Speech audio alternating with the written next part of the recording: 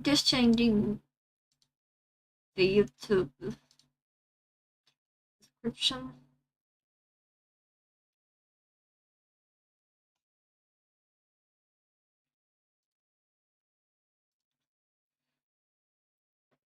And we'll be done on time.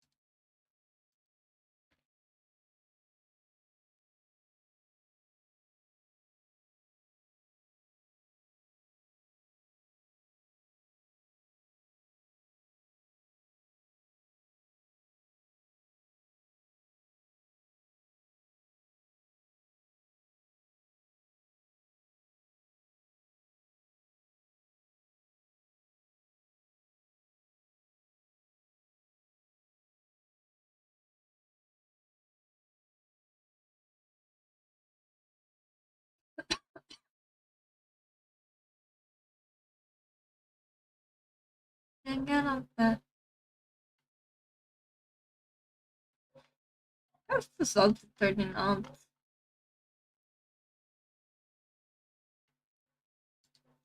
Snore.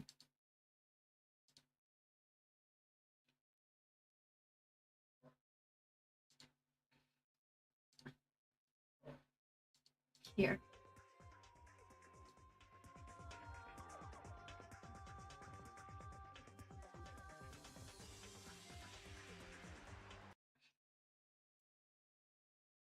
From the beginning.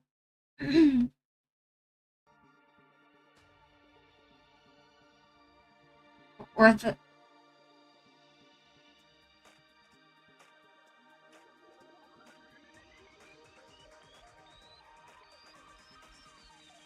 Danganronpa.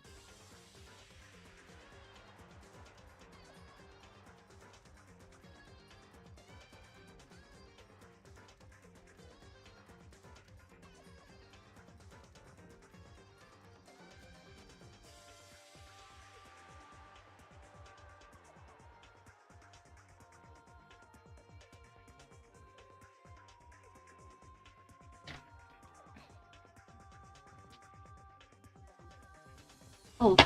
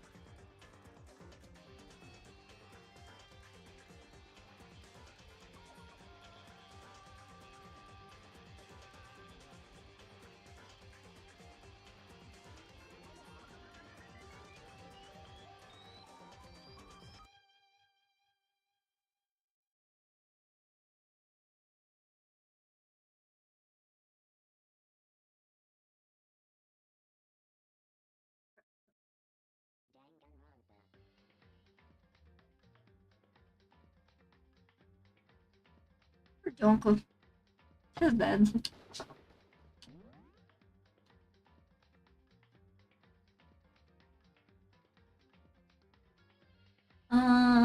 Daily life morning.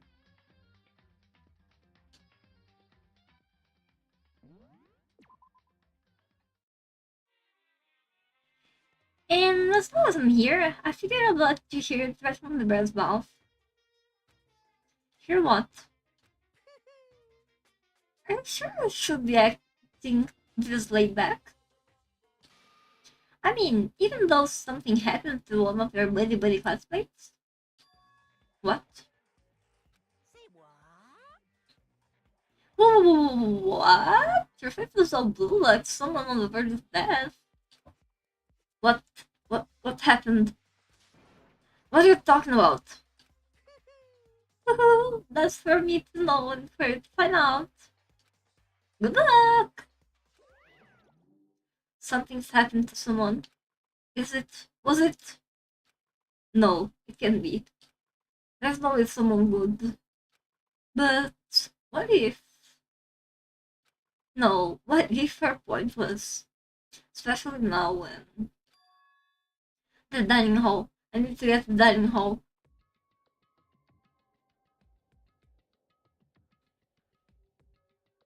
Hi, Byakuya. Ah, Makoto. Are you okay? Did Momokuma talk to you too? Hirohima Sakuda and Byakuya. You're the only ones here? Where's everyone else? Either they're already off trying to verify what Momokuma said, or they've fallen victim to something that Momokuma mentioned. This something? Can be. Has it happened again? Murder? After hearing what Momokuma had to say, the worst possibility forced its way into my mind. It took everything I had to drive that thought away. The game is really low.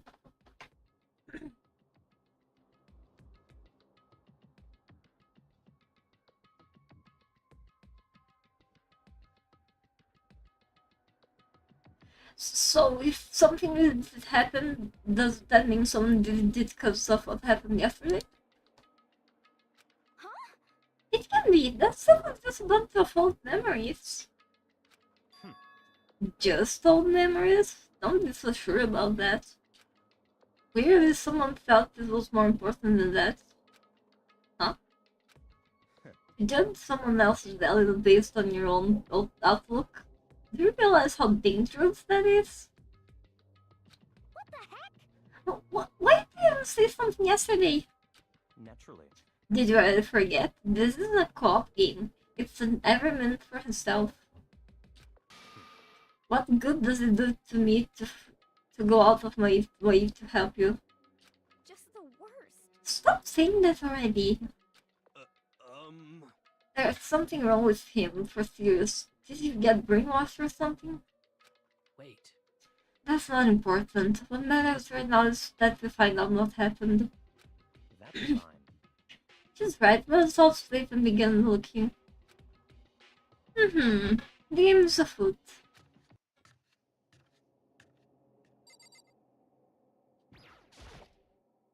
I have a clock telling me what time it is, but I can't worry about the time right now.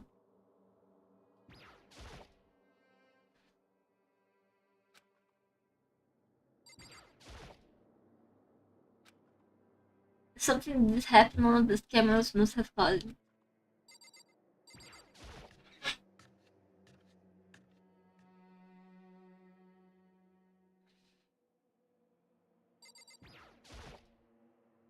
That one specific knife is missing. Saika took one of the knives that was here, and then she...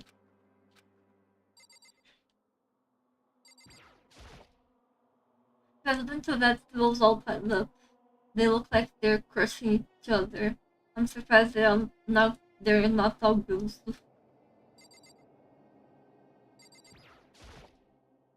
It's the same with the lifestyle display case. The stuff inside looks pretty high quality, but who are they trying to show it off to here?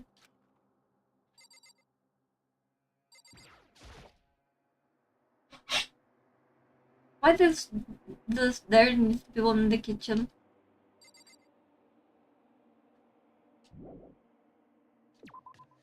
Yes. Yes, leave. Let's go searching around. As if nothing happened. There are not wash machines here. I don't think you'd ever had to wait for one to open up.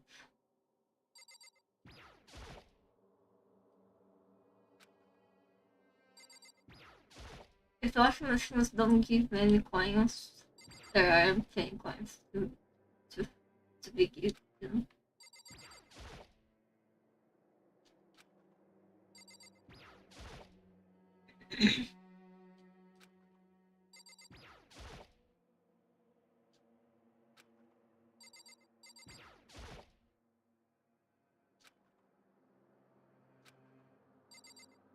Fine, there aren't any quests.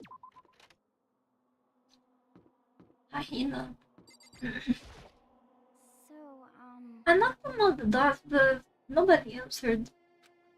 They all go see what happened? Oh, then what about the second floor of the school? That's the one place they knew of. That's new to all of us, so it seems like a natural place for.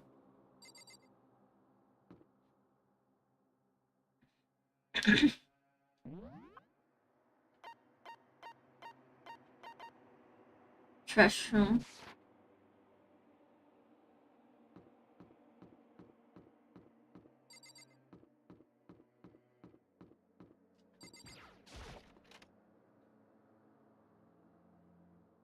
Sakura's in here. There doesn't appear to be anything here. What are you doing here, Sakura? Did you find something? Oh no. It's just that what you said the other day must have been lurking in the back of my mind. Huh? Perhaps. If something has happened, the killer might try to use this to destroy evidence again. I suppose that's what's floating around on my subconscious and led me here.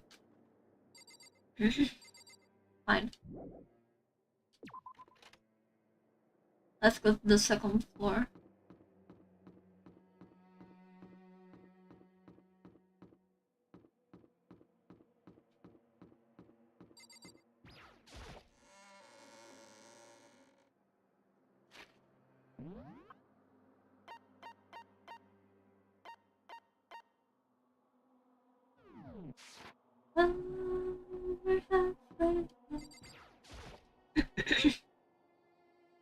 Hey, Macabre, honestly, what do you think?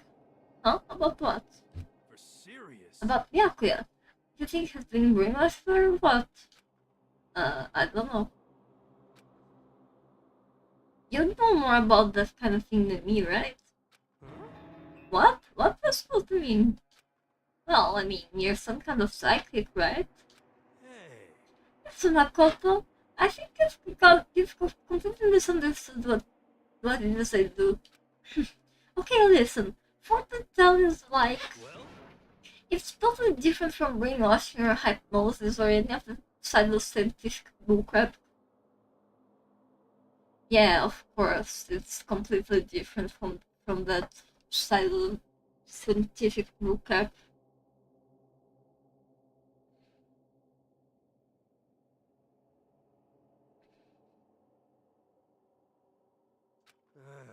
I didn't understand that. So you're starting to think fortune telling isn't pseudoscience? Pseudoscience? Sorry, but I don't want to get yelled at. Red stairs, red stairs, red stairs.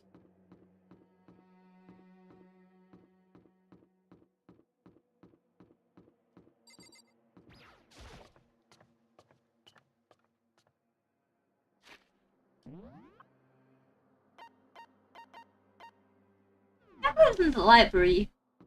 The fucker.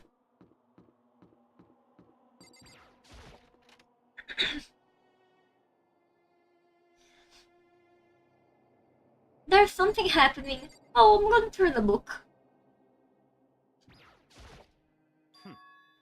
There's nothing here of interest, don't you agree? You should go look somewhere else. Fine.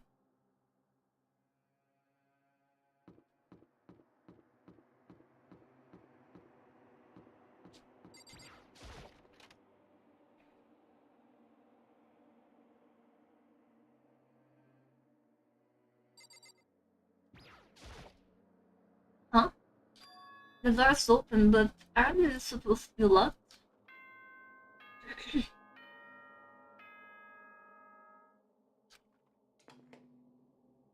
Announcement. For this investigation, I have unlocked the doors. Please look around to your heart's content. Thank you. Investigation? it's all clear now. Just as I thought. Byaku? I see. Judging from what he just said, There can be no doubt the murder really has taken place. Come on. In the locker rooms? They're suspicious. Very suspicious indeed. Wouldn't you agree? Huh? Suspicious?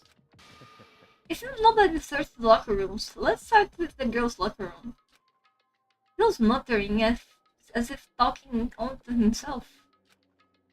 Without waiting for a reply, he pressed his hand against the girls' locker room door. And the door swung open without a sound. Hello!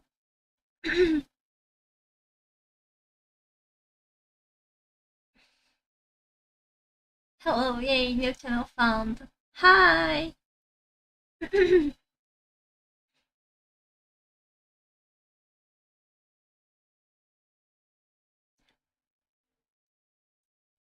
you for the subnets.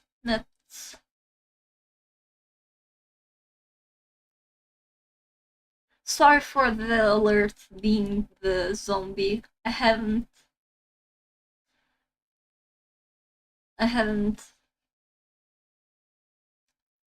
uh, configured it yet.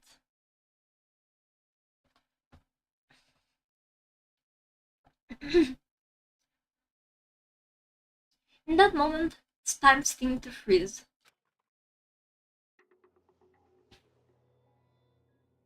Bloodlust.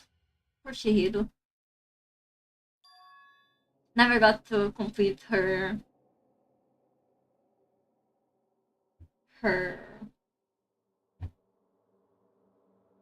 thingy, her her notepad, her book, her whatever. What? I don't know how long it took for me to fully comprehend the reality of what I was looking at. But as soon as I did, he screamed. It's fine, zooms are nice. I don't like zombies. A wild, almost primeval scream escaped from my mouth. I'm sorry for the coughing in advance. I'm kinda sick.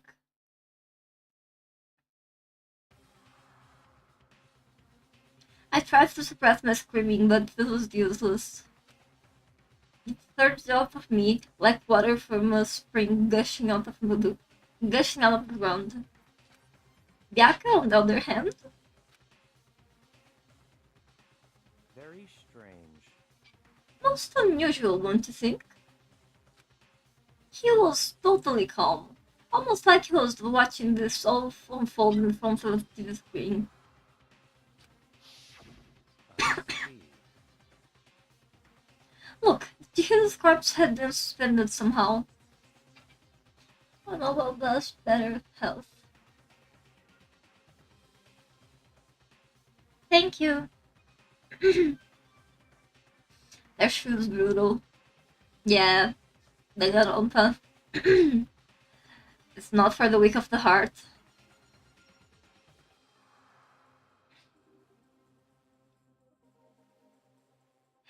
His corpse had been suspended somehow, and something has been written on the wall in blood. Bloodlust? Such a brutal way to kill someone. No, this is beyond brutal. Wouldn't you agree? They killed her. How could it not be brutal? No, that's not my point. This murder is far too bizarre for any everyday amateur to have committed it. Unlike with Sayaka, this murder was not a crime of passion or necessity. It's almost as if whoever did this did it for fun. You see what I mean, don't you? What? My head was swimming. I was still really too confused to understand what he was trying to say. And before I could even begin to clear my head, What the heck? hey, I heard screaming. Did something... Chihiro?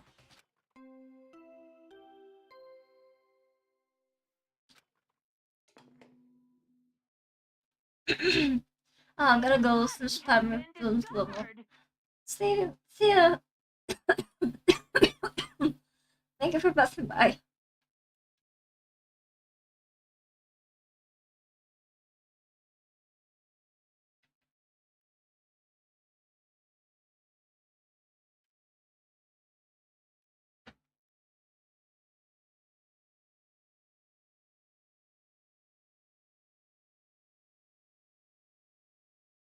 Thank you very much for passing by. Bobby has been discovered. After a certain amount of time, which you may use however you like, the class trial will begin. Okay, alarm showed up.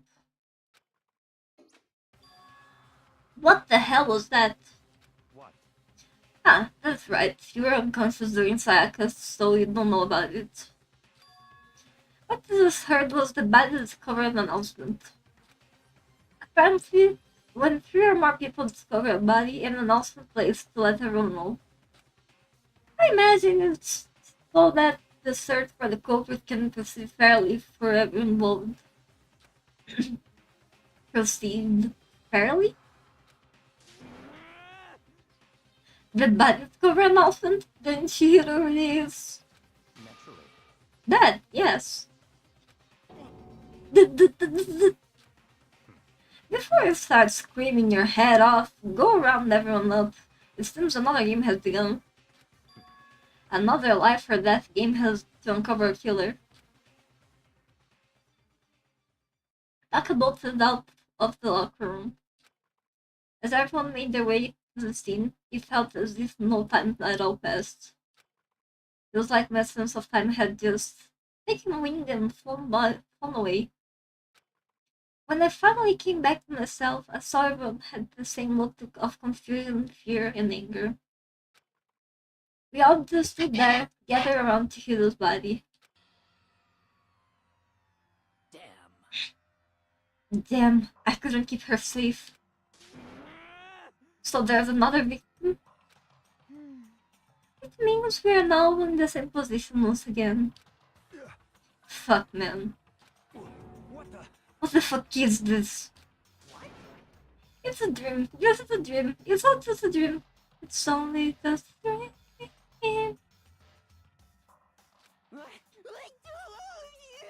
In fact, I haven't even been born yet. I don't even have any memory of being alive. Shut up.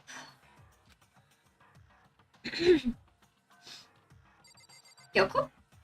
What did you have to say to me? I want to talk to Kyoko. Can't I talk to Kyoko?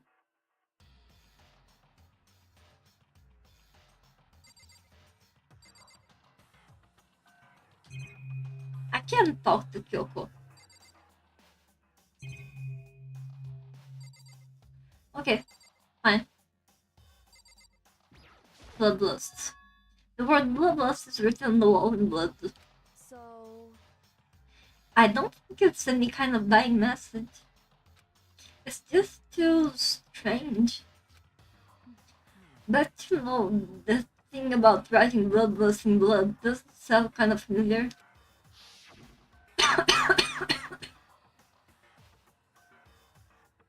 A murderous fiend who kills again and again using bizarre and brutal methods. And at the scene of each crime, the word bloodlust is written in the victim's own blood. They're like a ghost attacking suddenly and then slipping away before the police can catch up to them. And what nickname did the internet give to this mysterious serial killer? Jumpside Jack. Jumpside Jack, the murderous fiend whose grisly attacks were famous all across the country. They used to make murderous fiend, creating a reputation of abnormal, downright cruel killings. what is this? And is this some copycat killer trying to imitate Jumpside Jack's style? But why would anyone do that? Perhaps it's the work of the real Jumpside Jack. The real? Wait, are you saying Jumpside Jack is here in the school? No way! There's no way. But going so far as to write bloodlust at the scene, I'm surprised at their stupidity. Well, I can't imagine a worse situation than dealing with a stupid murder. What is now? Coco. He was pointing toward the entrance to the girls' locker room. Coco was the last to arrive, and now she was just standing there. No, why? Why? Why?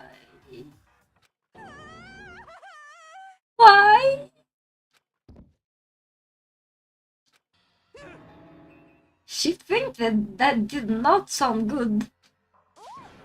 Coco. Hina rushed over to the collapsed Coco and started trying to shake her awake. Coco, are you okay? Come on, wake up. Oh. Oh, that's right. I just remember what you said about how she faints and ties suspicious blood. Oh. So she's homophobic? I imagine she does not watch too many horror films then. This isn't a violation of the rules, right? I mean, technically she passed out somewhere besides the room. No, I think it should be okay. The regulations prohibit sleeping, like, on purpose. Ah, so since she didn't faint on purpose, it doesn't count. Gotcha. Just a second. Oh, can you hear me? Hey, you gotta wake up. As she'd hear her. As she's heard her, Loco suddenly shot awake. As in, she literally jumped from where she was laying. It was such a strange reaction. I was at a total loss of words. She leapt straight into the air, changing her stance as she did. In no time flat, she was just standing up, ignoring the physical contortions she had to go through. Her emotions were totally half-absurd. Huh? What?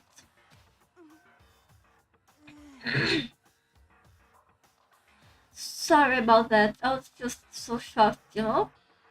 It happened, right? Was like the only one? Toko, are you okay? I'm fine.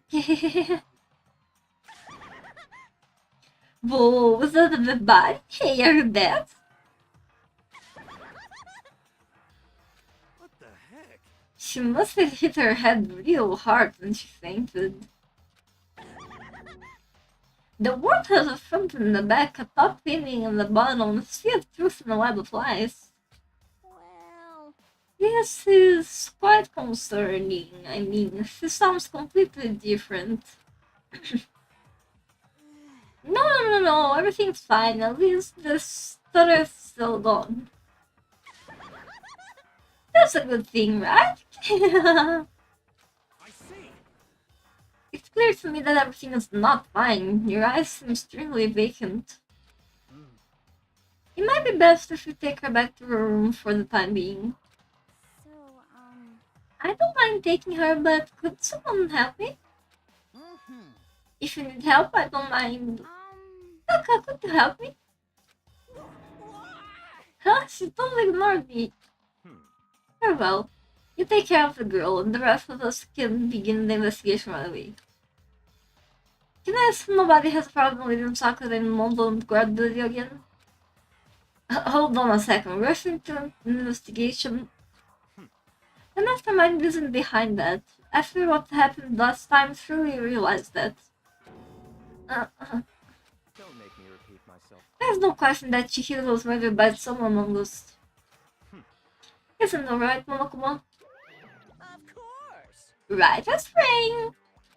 But don't take us but don't take us that thing. It's just a fact of life. Because that's how graduation works.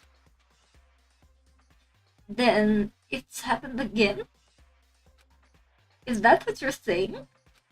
That another one of us bites the dust, another one bites the dust, and another one does, another one does, another one bites the dust. Another one of us killed a fellow classmate? What? Does that freak you out? You can't got no balls, you know that? You said there was nothing down there at all? Well, I'll let you pray to mine if you want. Actually, I don't have any either, sorry. Stop talking. Stop monologuing, give us what you came here to give us. You did bring it, right? Yeah, sure did, Tom. It's the Monokuma file! I wanted to present the next Monokuma file. I know how much you must be looking forward to it. See ya later! So please do your very tip-top best on this investigation. No way! Do we really got to do another investigation? Examining the corpse of one of our friends.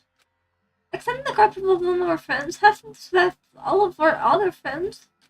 Why? I hate this. I can't take them anymore. Oh no!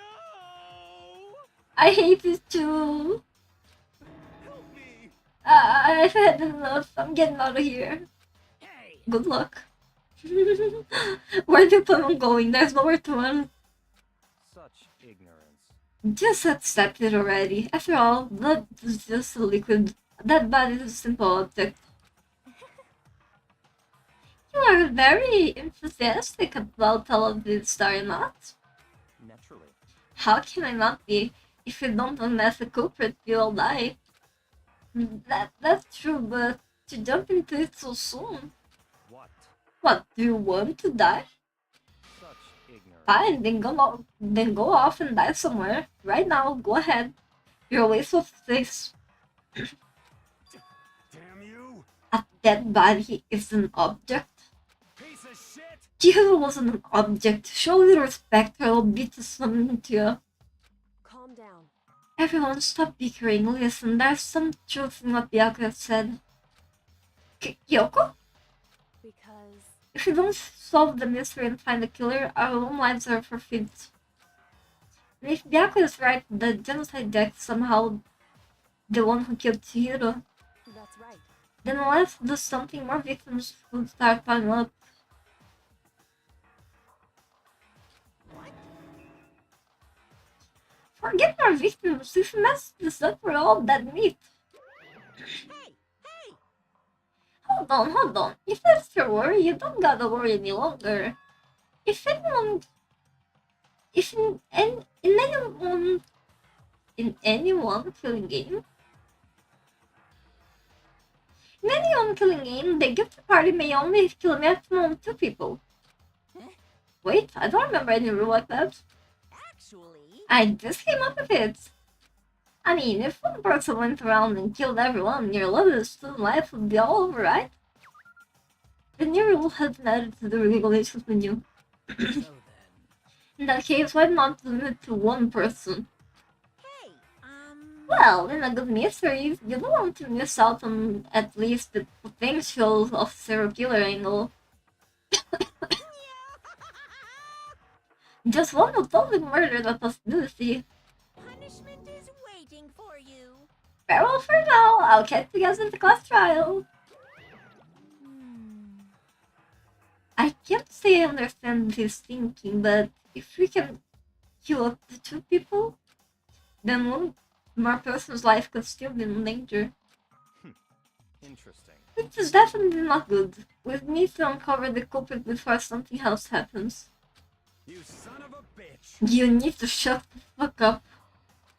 So, Well, for now, look at me are gonna drop the cloth at her. Nice, I'm gonna get dropped off. there is nothing to be done. We have no time to stand around here. We must begin our investigation without suits. If we do not solve the mystery of who killed Chihiro, Is that okay? then we quickly follow her into afterlife. That's true. I hate this, but if I want to survive, me and everyone else, we have to do it. I don't have any other choice. Investigate. First of all, I'd better check the Monokuma file to see exactly what's going on. The victim was killed with the freeze attack. The time of death was estimated to be around 2 a.m. The body was discovered in the girls' locker room on the second floor of the school. The cause of death was a blow to the head with a blunt object. She was killed instantly. That's all it says. Well, it's not like there's any point in complaining about it. No matter what, I gotta do what I gotta do. Não como foi a tua nada to truth below section of your handbook. Hey, Makoto, do you have a second? Huh? Do you need something from me? Naturally. Of course, life without purpose is quite good, you know? So what do you need? I'm going to let you cooperate with me during my investigation. Huh? What? I'm purchasing your talent, the same talent we allowed to solve Sako's case. So, no, it just... Stop talking. You seem to have some limited use, which is why I've chosen you. You have the honor of contributing to my investigation. So you're inviting me to come with you? You're doing it in the most arrogant way possible, though. Let's go. Well then, shall we get started? But we need to get moving. There's no time to be standing around. I don't really know what just happened, but it looks like I'll be working with the alcohol in this one. I could feel the life draining out of my own body. It's a dead body. Chihiro's dead body. Very strange. The more I look, the more strange it all seems. It's not be just a deckhand work. Well, but What? we're still not sure he did it. Is that what you still say? I wonder about that.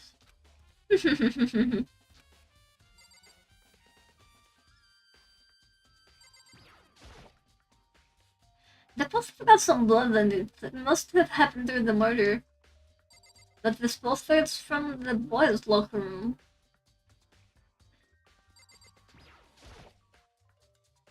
There's a dumbbell on the floor and this is blood stain. There's a blood stain on the dumbbell. The Monokuma file said the blow to the head with a blunt object. This is what killed her.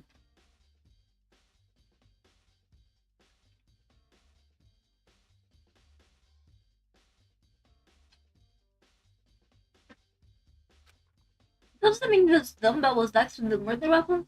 That's right. I don't imagine it could have been anything else. Locker room dumbbell has been added to the truth bullet section of your handbook. The blood. There was a fresh blood stain on the carpet. It must have been splattered with blood during the murder. So why is the murder weapon so far away from the blood? Can I talk to Yokoro? Yes. I use this locker room all the time. Now it's become side of Shizu's death. But why was she killed in the locker room? Actually, if you think about it, she could have been killed somewhere else than carried here. She was very light, that's true, but it was indeed hard for someone to carry her, but still. I still think she came here on her own by choice. What makes you say that? She's been talking a lot lately about how she wants to get stronger. So you're saying she came here to exercise. But according to one of my file, apparently she was killed there at 2 in the morning. Would she really have been exercising that late? Perhaps. Ina and myself were usually in the locker room during the day, so she was probably avoiding it then. Avoiding it? Although I invited her to join us more than once, she never showed up. So I can only assume she was trying to avoid us. And instead, she came to exercise in the middle of the night? However, Perhaps, but it's difficult for me to imagine she would have become alone. She didn't want to start exercising, but she specifically mentioned she couldn't do it by herself. She needed support from others. Her saying she could have come here in the middle of the night to train secrets, but that she also would have come with someone else. It's a possibility, I think. Sakura's account has been added to the truthful section of her handbook.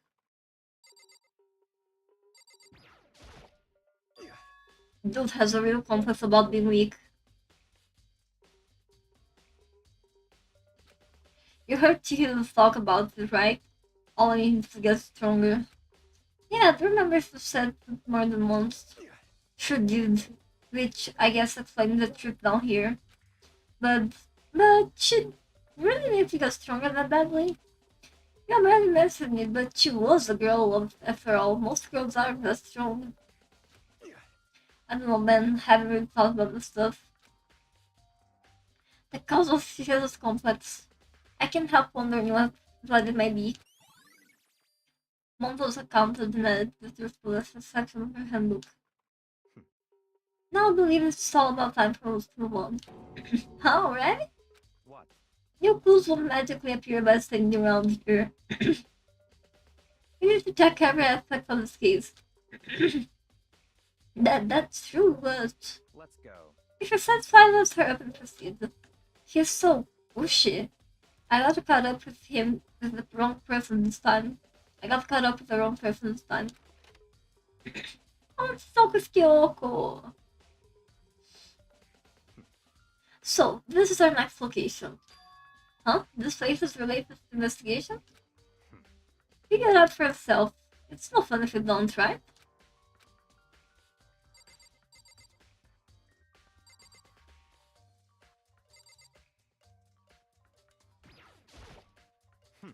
That's not even a simple crime, idiot.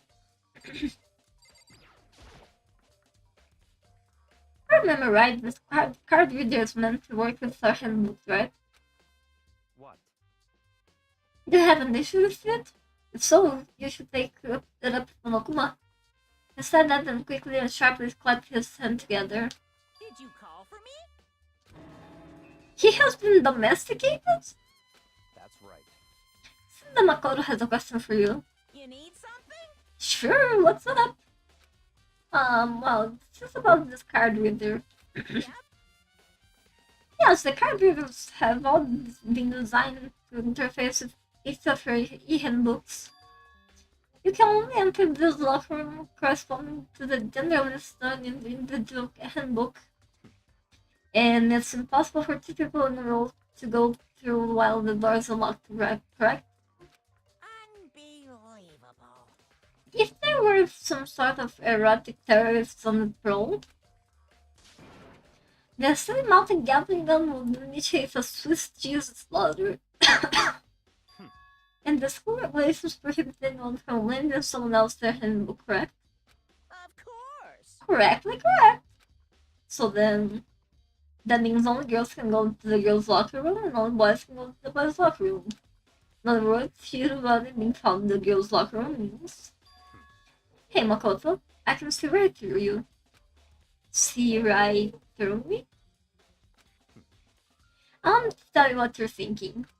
Since you was found in the girls' locker room, the killer must have been able to get in there. So, in other words, I thought the killer must be one of the girls. Did I get it right?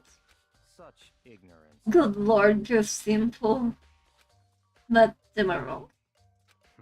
You should pay closer attention to the regulations. The answer has been in front of you the entire time.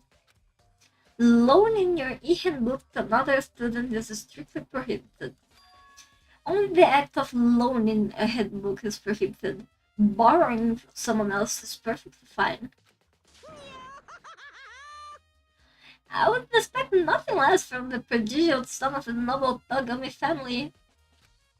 So I managed to sniff out the loophole in these regulations. Knowing you, I would bet you created it on purpose, didn't you? You add a little more excitement to the things. You're treating me like a funny little appetizer instead of the main course that I am. Well then, since the dead can actually talk, they are not people anymore, they're things. Yep. Got it, good. Wait, hold on, you're saying that's a loophole, but in order to borrow something from someone, then that someone would have to loan it, so Why you? so sleepy. Just listening to you makes me wanna pass out. Be more like Byakuya and get your poop together. Unbelievable. Or also charged with criminal negligence. No more questions, figure out the rest of from themselves. That's fine. Well, I know you are unfortunately lacking in mental faculties, so I feel it myself. Let's head to the main hall. The main hall? That will help you understand what's going on. Card reader has been added to the truthful assessment for handbook.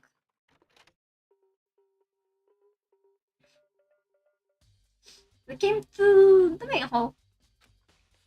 So, what are we looking for here? Does that mean I had to figure it out for myself?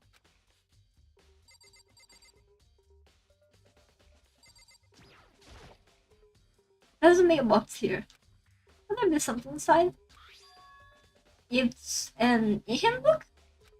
Oh wait, there's 3 of them. But what are they doing here? So, you finally found them.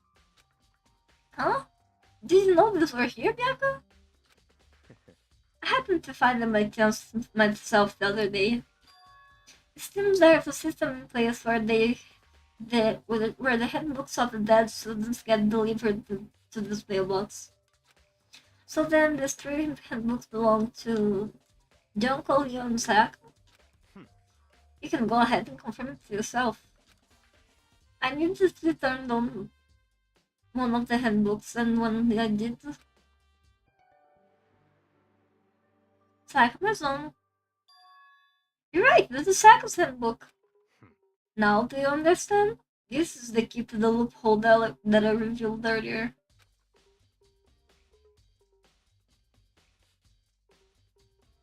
Yeah, I feel like I'm starting to get it.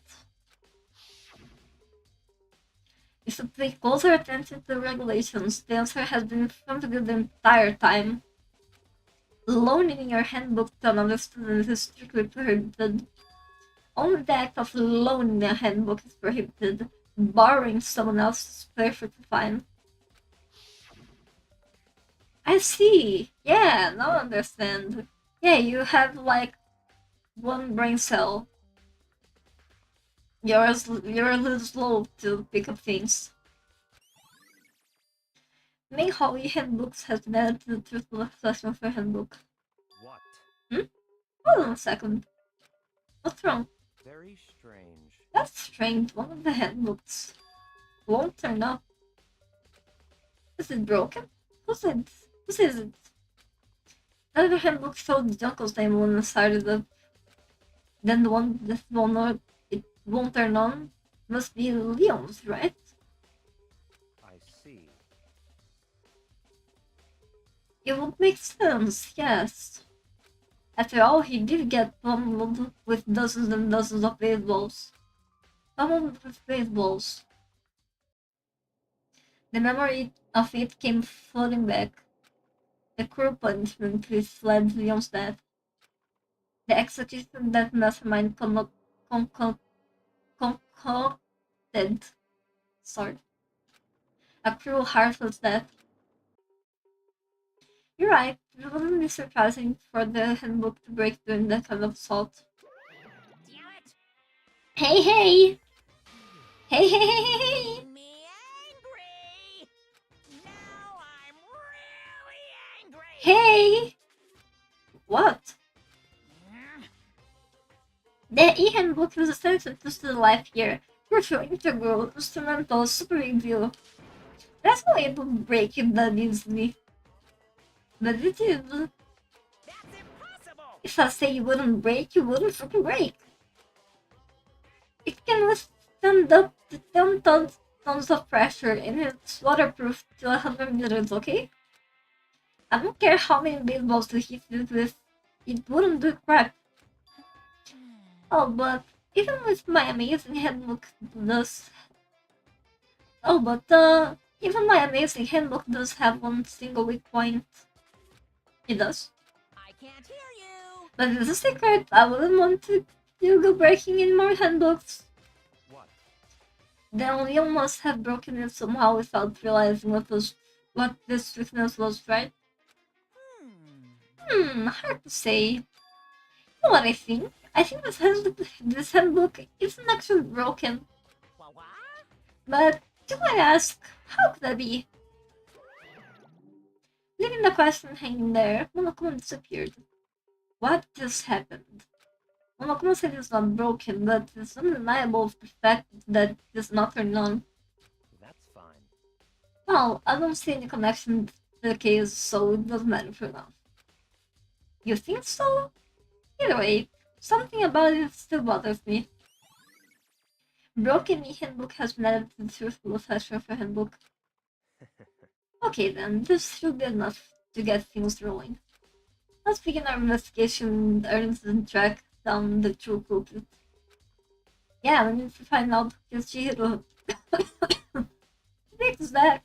Not quite. Huh? Not quite? What are you talking about?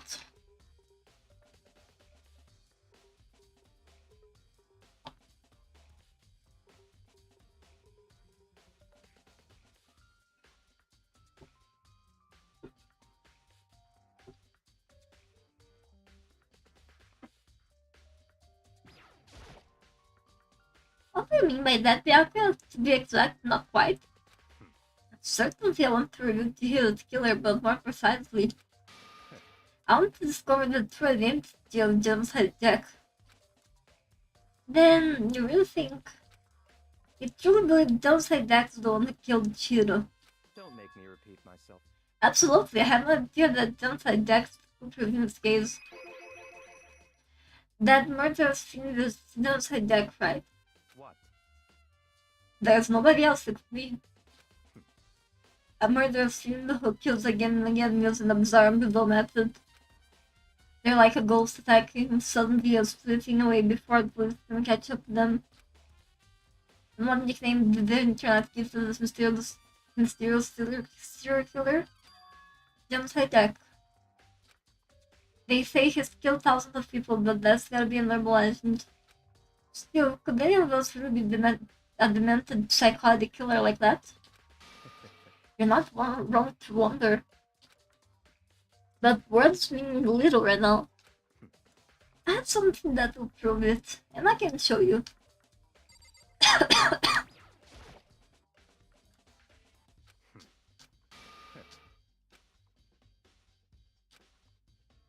Don't make me repeat myself. I have a basis to believe that. I assure you, John says back Jack is one of us. Is there really proof? There's somewhere I'd like to take you. This will provide all the evidence you need. It's all clear now. Evidence that Genocide Jack is the one that killed Chihiro. Evidence that something like that really... Ah, hey you too. Big trouble, I need help. I don't have time to play with you. BS, leave us alone. 'Cause, I mean, But it's an emergency! Come on, please, you gotta help me! What's wrong, Hina? please. This is a serious emergency, please, you gotta help me! Just calm down, okay, Hina? 'Cause, I mean, But it's an emergency! What's wrong? Emergency? What happened? well, Something wrong with Focus, she's acting super strange. Well, I mean, she was acting pretty strange earlier, right? Let's see the Byakuya. Very strange. Just don't convince me. I'm intrigued. I suppose we can take a second to see what's going on with her. Are you sure? Don't make me repeat myself. I didn't expect that. I thought for sure he'd just say no and that'd be the end of it. yeah. Okay, come on, hurry. Wait for us, Hina. Let's go. It looks like she headed to the dorms. Toko's room, most likely. You're right.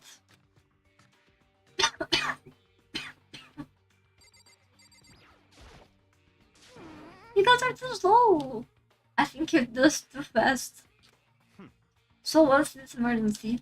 So, Well, after what happened in the girls' locker room, we left Toko in her room so she could lay down. After a while, we came back to check on her, see how she was doing. But when we did, it was weird. She refused to come out, and she kept saying all this weird stuff. Weird stuff. That's fine. We should try talking to her ourselves. Yeah, good idea.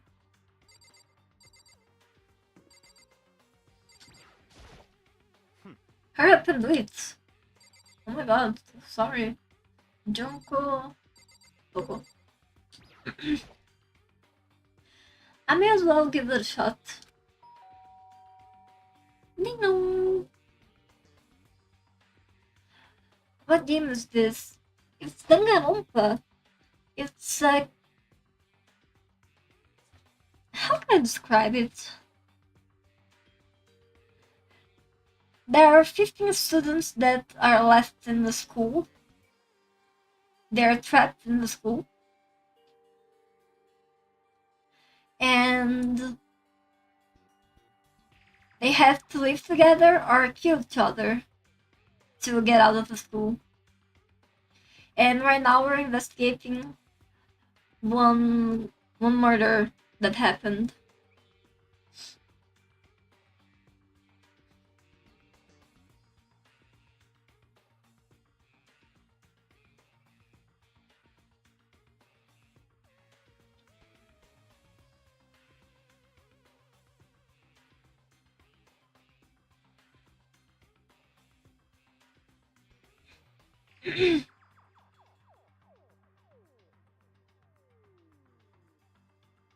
So that's kind of the point of the game.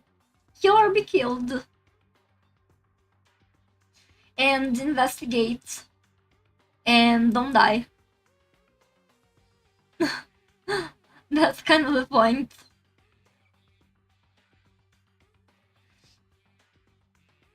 Now something strange happened to this girl Toko, and we're about to talk to her. The door swung open slowly and silently.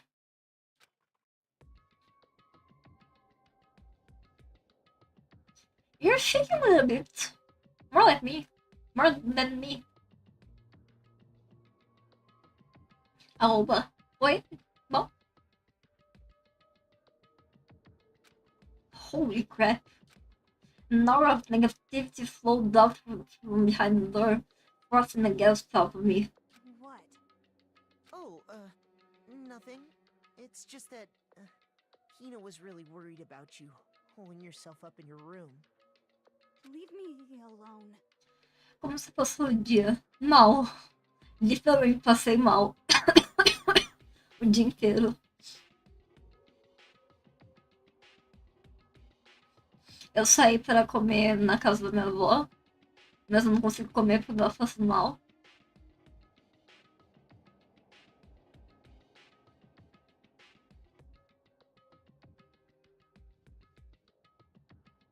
Aí eu trouxe comida pra casa, mas eu não consigo comer também porque eu faço mal.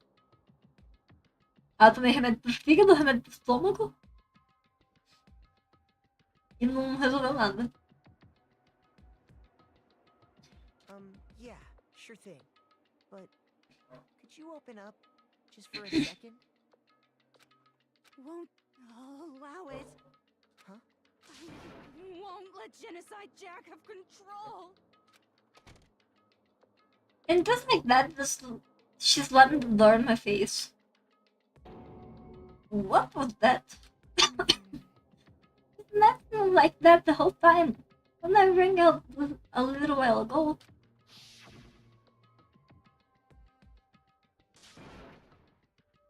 I'll drive out the killer, drive out the murderous fiend. Doesn't make any sense, right? I was afraid to leave her there alone, so I tried to bust up her door. But it felt like something was holding me shut on the other side.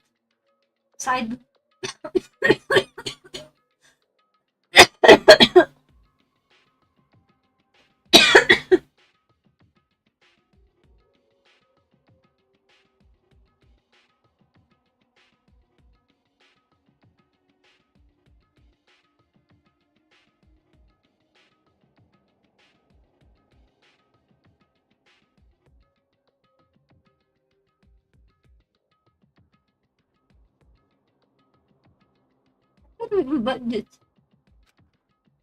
Loco was scared enough to even bar her door. Don't you think the same thing as Byaku?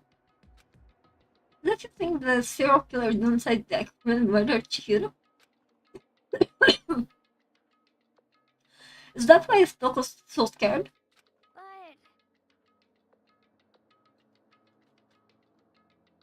But Whatever it is, I'm really worried about her. Isn't there anyone who might be able to persuade her?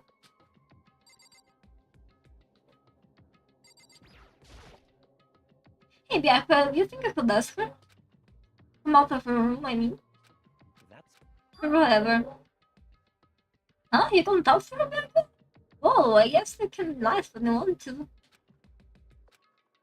Byaku stood in front of her door, not making a sound, and pressed the doorbell. After a few moments, what do you want? leave me alone, you're so annoying. Ah, Bakua. it's Byakuya.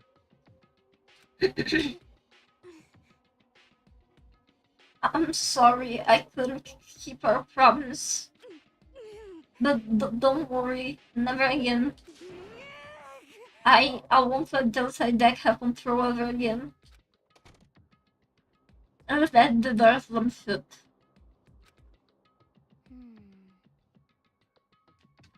Even Byaku couldn't pull it off. There's nothing else we can do. Let's get back to the investigation. Hold on. Hey Byaku, what was that Doko talking about just now?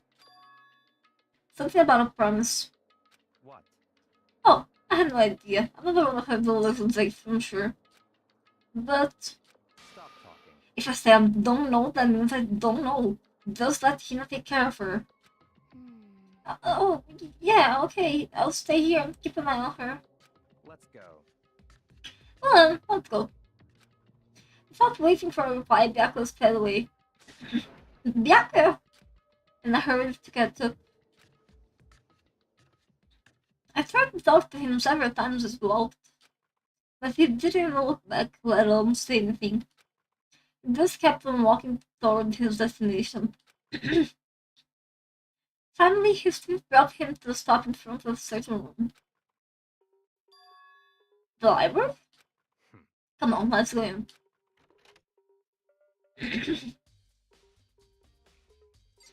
Esqueça da minha ficar com sono, mano. Foda.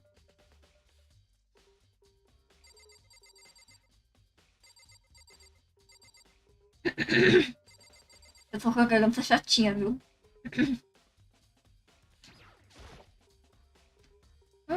Isn't there evidence that proves it was a genocide Jack really in the library? Don't make me repeat myself. Don't make me say it again. There are no clues there, it's just somewhere else. Where's the laptop?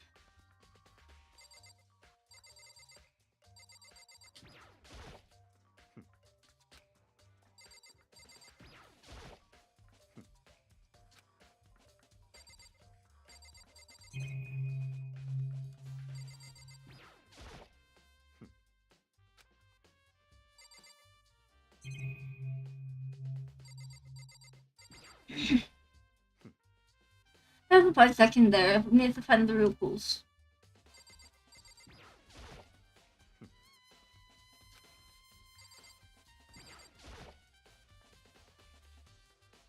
If I remember on the other side of this door. It's the archive, right? Hurry up and go inside. Oh, here? Let's go. It all makes sense from film side.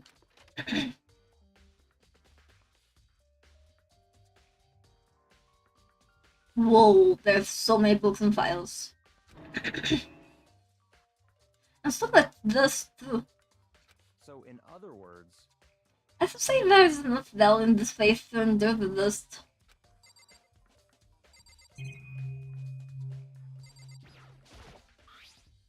There's a wooden box, it's empty.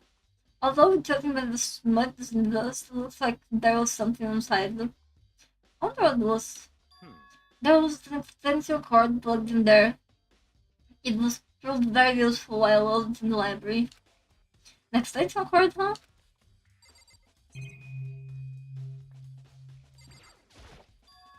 How is the desk lamp?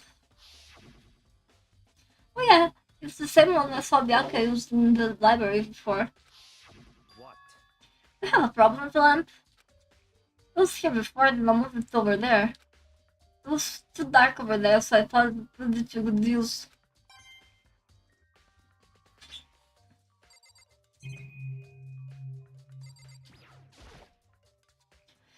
This shelf is stuffed with files. Without really thinking about it, I picked one up from them. Ah, you have a sharp eye and did select the file. Huh. That's right. That's a report on the presidential assassination. The original is kept in the National Library.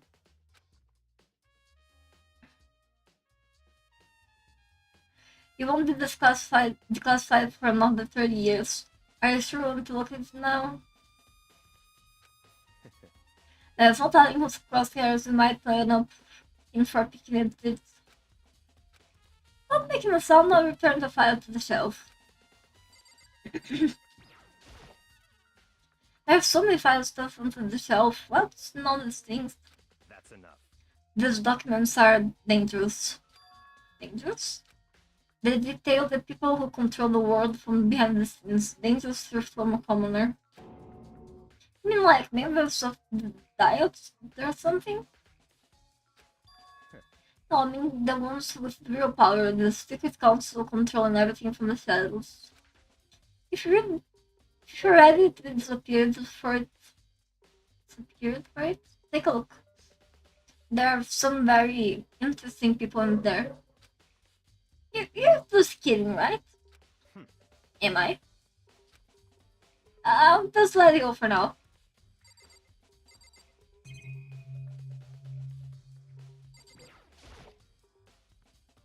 There's a surveillance camera here.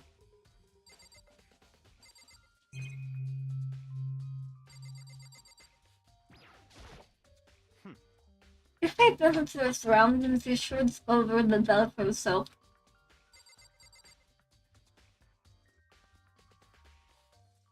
Ficou bem branco. Obrigada.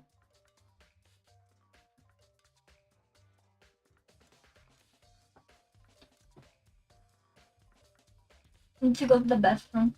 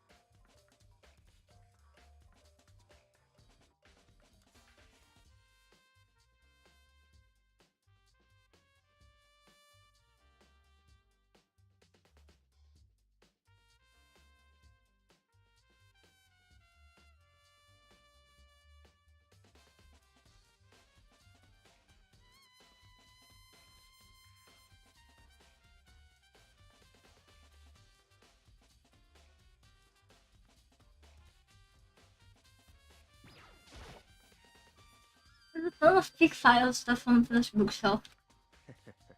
You're thinking of looking through any of them? Let me give you a little warning.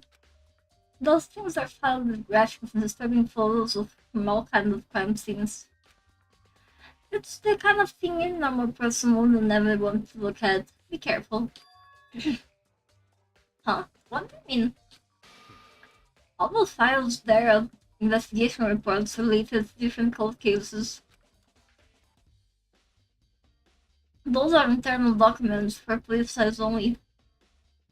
They're not the kind of things the expect to leak. Oh. So, you're finally beginning to understand the true splendor of the library? The entire reason I was interested in the library is because of this room right here.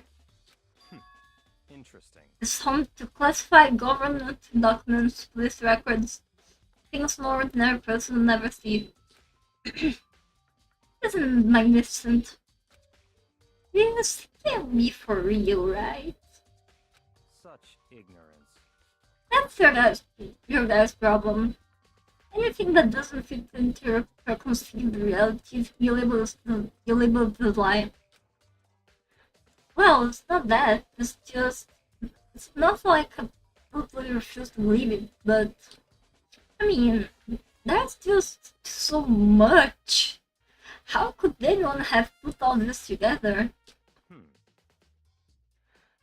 I suppose it goes to show just how powered Hope Victor wields, or perhaps the mastermind may have wanted to provide us with enough entertainment to keep us from getting bored.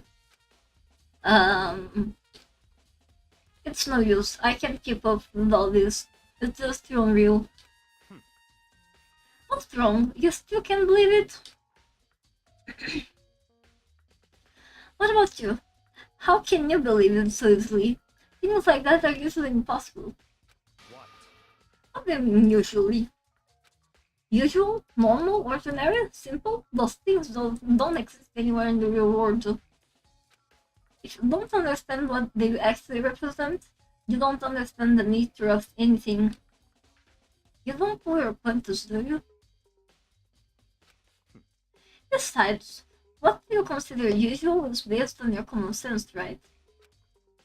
But what makes you think your own common sense applies to me at all? The documents gathered here are genuine. I have reviewed them multiple times, so there's no doubt. Oh, hold on a second. You're saying you've read all these documents more than once? But all this has to be like top secret confidential stuff, right? So why... My family has a reading room just like this at our home. Ours is bigger, of course, and not as dusty. Huh? Members of the Togami family have access to any variety of government-related documents. That includes foreign powers and as well as domestic. How is that possible? So, in other words, I already told you there is a secret concile that controls the world from the shadows. My family is a member of the concile. And I have written in the bloodline that will allow me to one day bend the world to my will. But to become such a ruler, I must know all levels of this world backwards and forwards. So whenever I have time, I like to review whatever documents and materials that interest me. This is why I can proclaim without a doubt that the materials gathered here are the real thing. This is beyond believing or not believing. It's actually starting to scare me more than the actual mastermind. And what always interested me most were the cold case police investigation reports. Reading through those reports has always been a hobby of mine, ever since I was little. It's excellent mental exercise. I've solved more than a few of those cases just by reviewing the reports. Among all the reports, one of my recent favorites is the genocide Jack case. As I thought, Yako grabbed the specific file from the shelf. that's right. This is the complete case file. Every single report surrounding the Dunsite deck cases has been compiled in here. Because there are so many, I wanted to quickly summarize the main points. To begin, there are two notable characteristics in every Dunsite deck murder. The first characteristic is that every crime scene the word bloodlust is written in the victim's own blood. And the second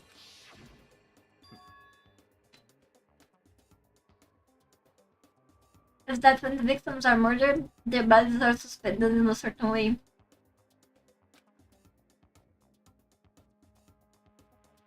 Bloodlust is written in blood, and the victim's body is suspended. It's exactly the same as what happened to Shihiro.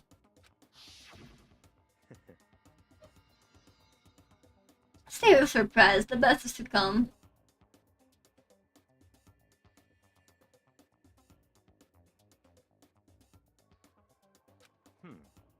For the second characteristic, where the victims are suspended, the only ones who knew about the particular fact were members of the police and other high-up crews.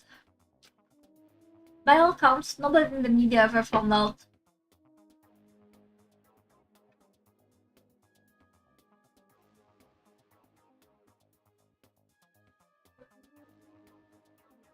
I've dropped water on myself.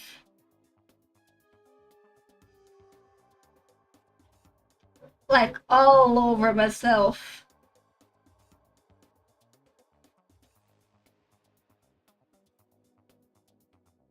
I'm all wet. I didn't close the cup right.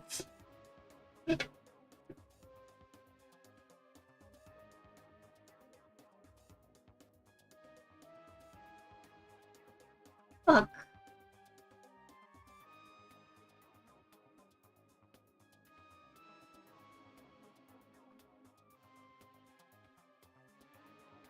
Well, it was hot anyways.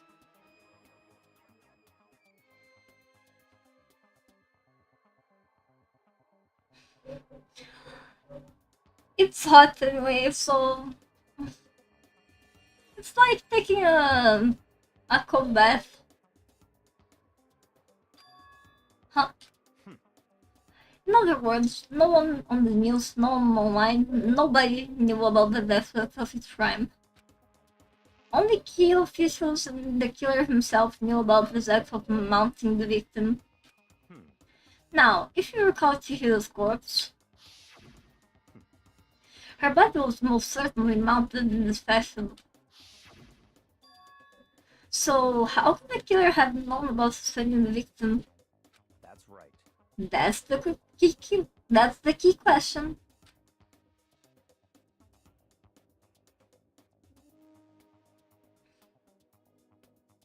But in fact, the answer is quite simple. So, in other words, The culprit is the copycat killer. It's the real Genocide Jack. in other words, That's right there. That right there is the evidence that Genocide Jack has hidden himself among the rest of us. Then Genocide Jack really is such a brutal, fiendish killer. Really is walking around among us. interesting. Things are really starting to get interesting, aren't they? I never imagined a killer with such a reputation would ever become part of a little game. Now, don't you think it would be good for you to take a look at what I've ever seen? You might just manage to ferret out a clue or two. Such ignorance. If you get down on your knees and beg, I might even show it to myself.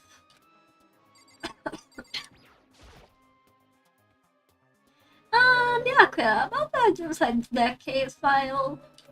Would you let me see it? That's fine. Well, you didn't beg, but I guess it's okay this time.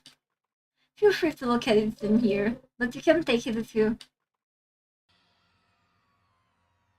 Shock. Byakuya handed me the file and I flipped through with tense, nervous fingers. Shock.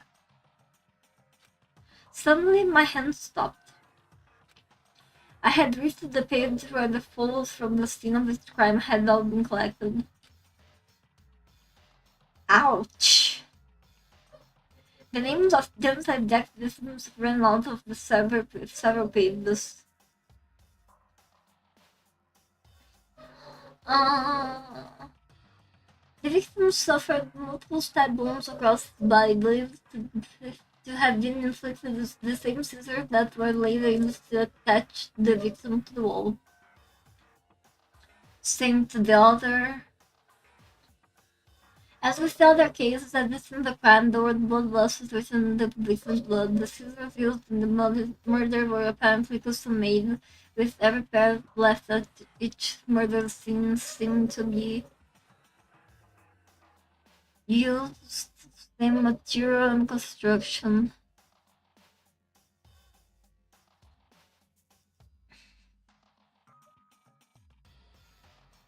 A média segunda se fuder. Eu trabalho todos os dias, então pra mim tanto faz.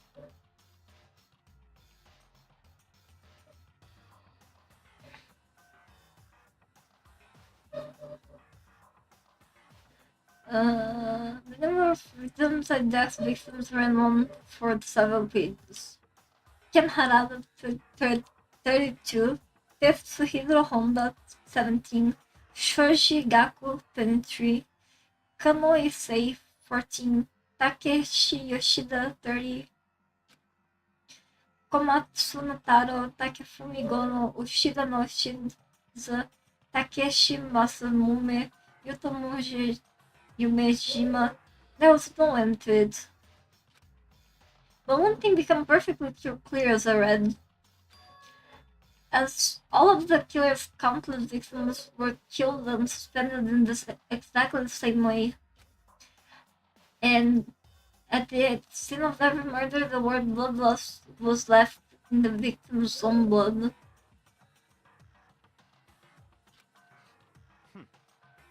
Now, take a look at the next page and you'll find a lot of interesting tidbit. The next page. Shock. Profiling results. All of the crime took place either on weekdays at night or during holidays, either day or night. The most common time for the killings to take place was on holidays in the afternoon. Based on the facts, it could be suggested that the suspect may be a student. Evidence suggests that the suspect lingered at the scene, but when they did leave, they were in a panic. Because an eyewitness has never come forward, it's unlikely there was any external reason for it. This confused behavior suggests that the suspect may potentially suffer from dissociative identity disorder. So, in other words, The key point here is that the culprit may well have a split personality. A split personality like the kind of thing you see on TV? Some part of another unbelievable story.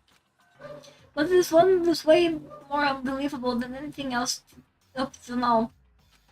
Or maybe it really isn't. I don't know. I feel like my mind has gone numb. Genocide deck case file has been added to the Truth Blood section of your handbook. let's go. Right, we should get going soon. Huh? Where are you going? Anywhere but here. We've finished our business here, haven't we? Wait, Bianca! As usual, Bianca turned and left without another word. I hurried out of the library to catch up. Well, this is where the part ways. I have some things I need to take care before the class trial. Huh? Just have something like this? I don't have time to play with you. Come on, enough of your annoying misapprehensions. Did you really think we'd be gathered together the whole time? Take responsibility for yourself and do something useful. Not an investigation for it on your own. Goodbye. Well, goodbye. And just like that, he was gone. Just as quickly as he'd asked me to join him, he'd cut me off. In the end, I felt like I was just some plaything getting tossed around. At the same time, I'd uncovered some really important clues thanks to him. Genocide Jack, he's the one that killed Chiro. and the murder fiend is one of us. But who is it? I have to find that out, no matter what it takes. And to do that, there's somewhere I have to go to investigate one more time. I have to go back to the crime scene, the girls' locker room. I should check the boys' locker room too. And the others might have come up with some info I might find useful while I'm at it. I need to find out everything I can. Fine, let's go.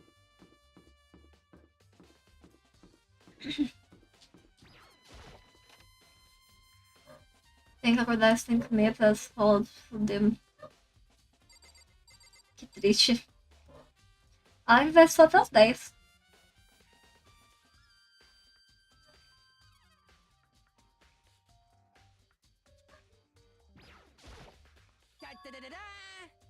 Ding ding ding! He from help discovered evidence revealing the identity of the culprit. I feel as if. Another distracting process for me. Evidence? What did you find? I cannot read this set. That's it. But I'm I- sure of it. But I guarantee that what I found was still the killer's breath from his lungs. Are you sure about that? Yeah, it's not a bag of set should witness something worthwhile too. Really want to see. Well, it would seem. She refused to tell me. It's like when a girl bullies the boy's life, right? Right? Okay, so where is Solid now? The warehouse by the dorms. She was there, but at the same time, not there. What's it gonna be? What's it gonna be?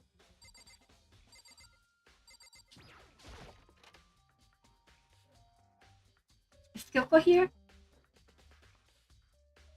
Great, I want to talk to her for a long time. Hey Kyoko, have you made any progress on your investigation? Indeed. Generally speaking. However, But I have to get going. I have something unrelated to take care of. Something besides the investigation? What is it? well, Nothing to worry about. Just concentrate on the murder. But so then, before I go, let me give you a little piece of advice. This is the examine Shihiro's body one more time, thoroughly. Also, her handbook is missing. You might want to determine its whereabouts. goodbye. That's it. I'll be praying for your success. With that, Kyoko turned and left the girls' locker room. I guess I'll take another look at the body then. And Chihiro's handbook is missing? That definitely is worth worrying about. Chihiro's video handbook has been added to the treatment section for a handbook. Sakura? Damn. Chihiro's presence here was especially weak. Her body and her soul. No forgiveness. Target's such a helpless being, it's unforgivable. What a wretched beast to do such a thing. I cannot forgive it.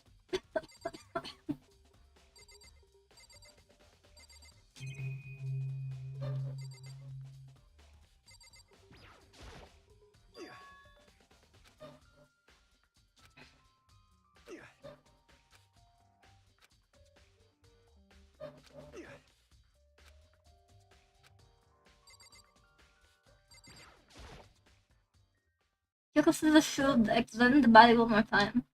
This is a jewelry, but I do have my limits. Well, I better give it a shot anyway. Let's see. The hands are bound with what looks some kind of rope. The rope was used to prop her up in a kind of crucifix position. Huh? The rope has a plug? Wait, so then this isn't a rope at all. But the more I think about it, the more that's not the only thing that concerns me. Chill's fatal injury was the blow to the head. It means someone struck her into the head in order to kill her. That's right, that's the issue of her being suspended, the end of the blow. At first, I didn't see any reason to think too much about either of them. But seeing again after looking through the inside deck files, something's not quite right. What does this all mean? Status of a dead body has been added to the school session of your handbook. Well, one more thing most likely to tie these mysteries together is the true nature of the rope that was used to suspend Shiro. And to figure that out, there's a certain place I need to reduce to look over again. Plus, it might help to look at the genocide deck case file one more time. That was not truly, but okay.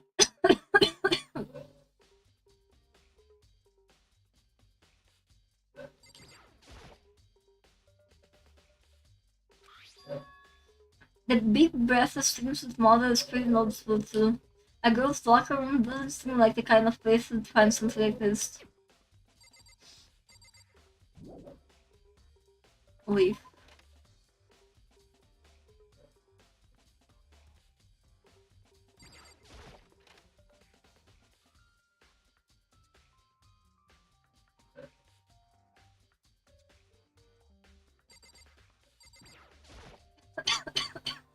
Huh, this poster. It's a popular boy band called Tornado. Somehow it doesn't quite seem to fit in the boys' locker room.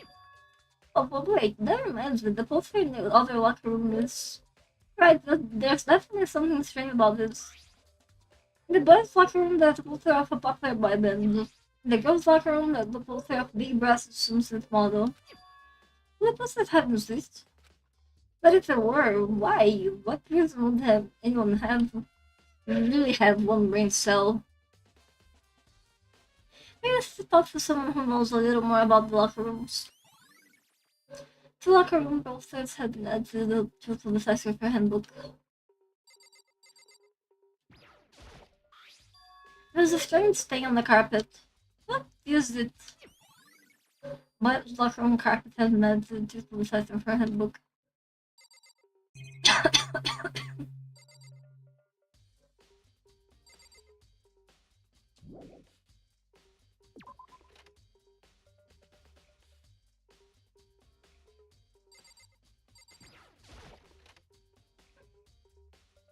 Let's talk to Sakura.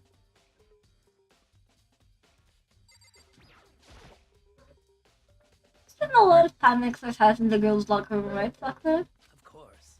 I've used it nearly every day since it opened up. Sometimes Tina and I use it together. Now, let me ask you something. Do you think the posters in the boys and girls' locker room could have been switched? I'm sorry. Sorry, I can't really say I never paid any attention to the posters. I see. However, But there is something that's been bothering me about the locker room. You see, I like to drink a little protein coffee every time I finish exercising. We have, we have protein coffee in the warehouse. It's not the highest quality, but I don't have a lot of other options. I mix protein powder with coffee and down a glass of it after exercising. Anyway, the other day I spilled some on the carpet in the girls' locker room and left a stain. A stain. I don't see any stain on the carpet now. of course. Exactly, I noticed it earlier. The stain has disappeared. I can almost assume somehow came along and came along and cleaned it up. But still, isn't it unusual clean? As if there was never a stain here to begin with. Disappearance stain has been added to the truth below session for handbook.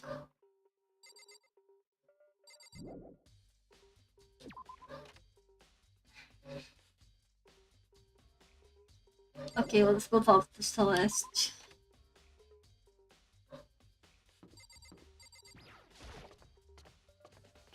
I could go to the library, that was just around there, but How unfortunate. maybe I should have confessed our embarrassments because after all. Damn, I'm so sorry, Chihiro. So because I wasn't strong enough. Oh, boo-hoo.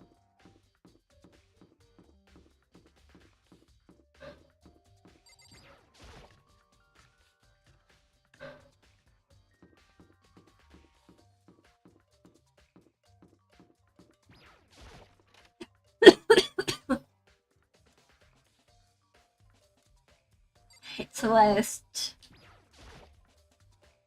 Celeste, what are you doing here? This warehouse is amazing. It has absolutely everything one might need to live a full life. From food to clothes to towels, there's an endless supply to choose from. I see that, but you have found anything related to these? Most unfortunate. I knew you were going to ask me that. I thought talking about the warehouse itself might distract you, but I feel it's pointless. Then you did find something. Very well, I will tell you and only you. Actually, I thought I saw her here. She was in the warehouse. What? Really? indeed. This was right before nighttime. Hmm? What are you doing out this late? Oh, I was just. Are you planning to go exercise, perhaps? What? How did you know? Because I can see a blue track jacket sticking out of that duffel bag you're carrying. Oh, you're right. Thanks. Well, I'd better get going. I'm kind of in a hurry.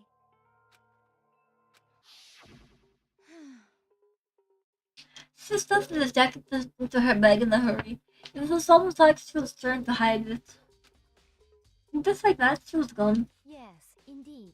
I assumed she was merely stocking up to exercise in the morning, but it would appear she ignored the nighttime rule and headed directly to the girls' locker room.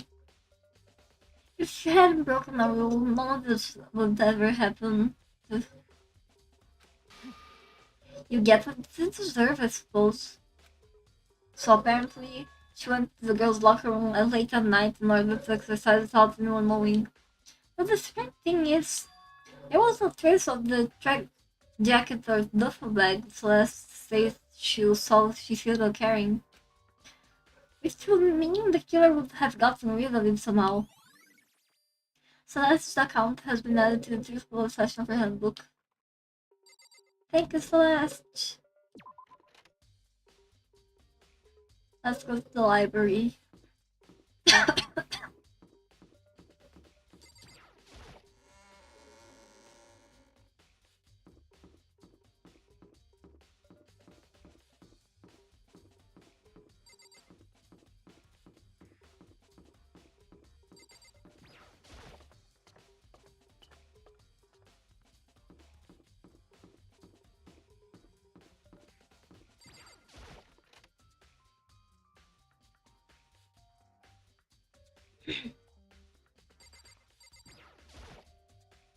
There's a thick layer of dust on top of the desk. Maybe there's some kind of clue here. Guess not. I wanted to see the power cord. How the lamp won't turn on? Oh, let's see, it's off again. The lamp's cord isn't long enough to reach the outlet from here. But last time I saw it was definitely on, and it was definitely right here. And that right back was using an extension cord. But there's no extension cord here now. Wonder if library desk lamp had been added to the truthful session handbook. Huh. The file. And it's the file again. I'm taking another look at Den's Decade's file. I know it was around here somewhere. Huh? It's gone. Did someone take it out there off the archive? I don't know who would do something like that. I can't think of anyone but Byakuya.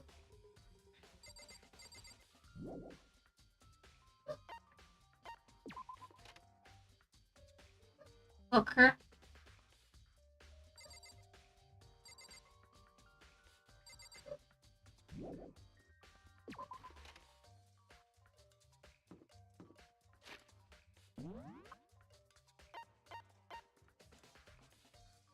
I went to the archive and the library.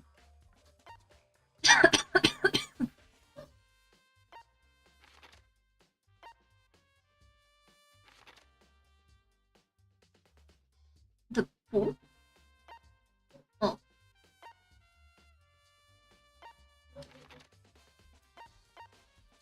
Warehouse. The dining hall?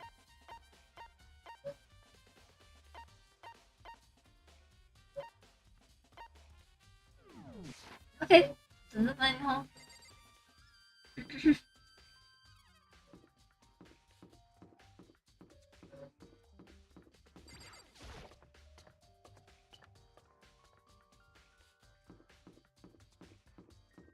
if you say so.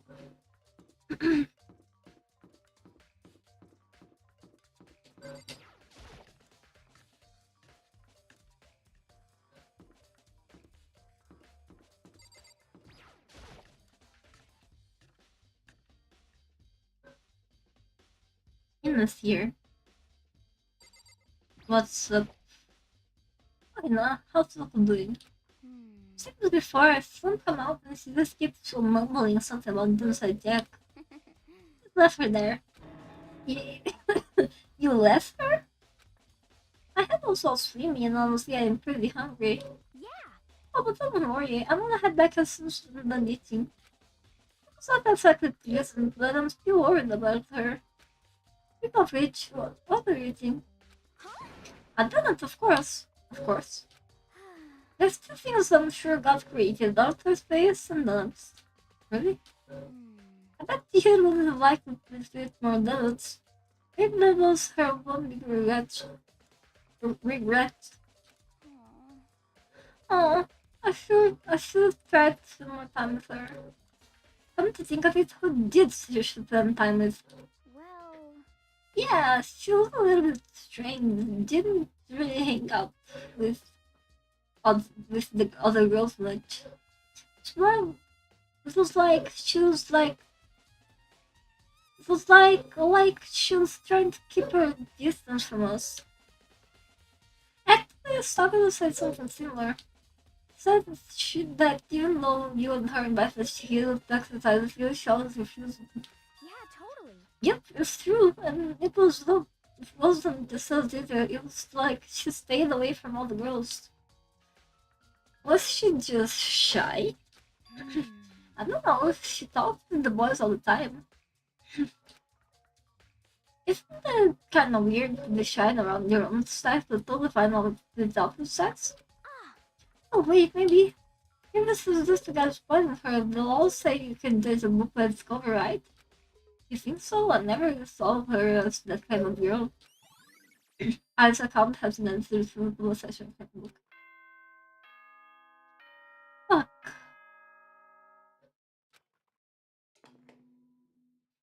Already? I'm getting tired of waiting. Shall we just plunge right in?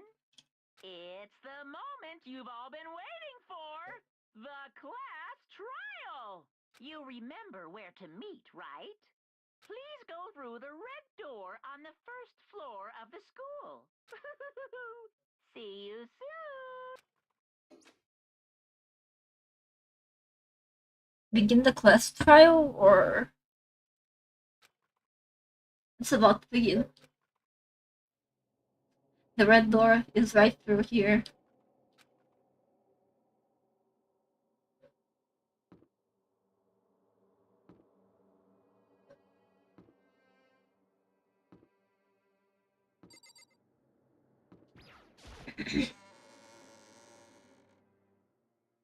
I like this.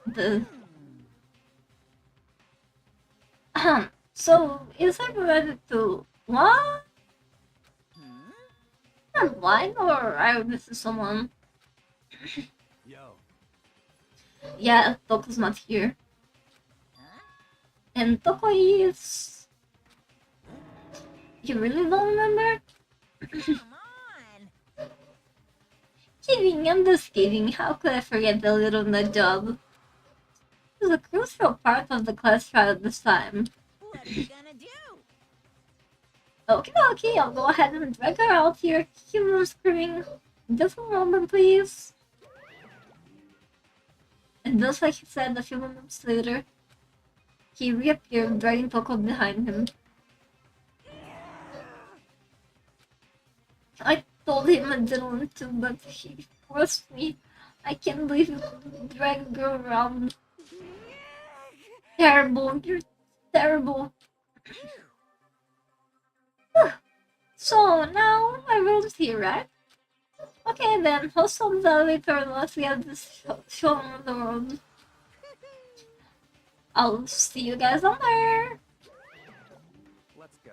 So, shall we get going? Start to find out with Chihiro. Chihiro was the lucky. Feels so gentle, so calm and meek. Nobody had any problems with her. Someone made it to kill a girl like that. And that murderer is one of us. Someone sitting right here.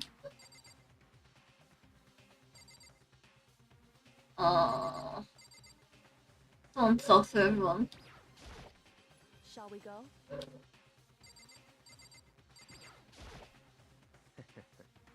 I gave you plenty to work with. Show us how far your logic can take you.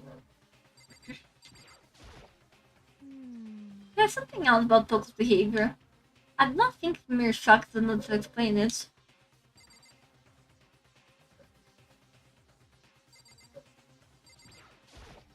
Hey, come on. Fucking Tokoman must got hurt super cup. Okay, let's go. Have no choice, right? We have to do this. It's true. Yes. I gave this small nod, didn't reply. With one last deep breath, I walked toward the elevator on shaky legs. With each step forward, I could feel my heart starting to race faster and faster. As soon as everyone was on, the elevator began to descend. I couldn't get a handle on my emotions, couldn't stop speculating.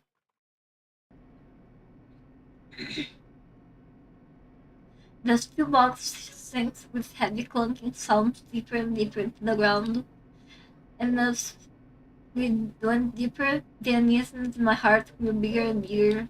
The elevator was unaffected, however, and continued to descend without hesitation, until finally it came to a sudden stop. What do you think? I redecorated. Isn't it so fresh? Isn't it so exciting? Don't waste our time with questions. Let's get this over. Good, good. You're preparing to go. Gotta say, I don't hate it. Not at all. Well, Okay then, let's get the show on the road. thrills, chills, kills! Everyone, please find your assignments the seats. And so the curtain opened once again. A deadly judgment, a deadly deception, a deadly betrayal, a deadly riddle, a deadly defense, a deadly fate, a deadly quest trial. Save the data. Yes.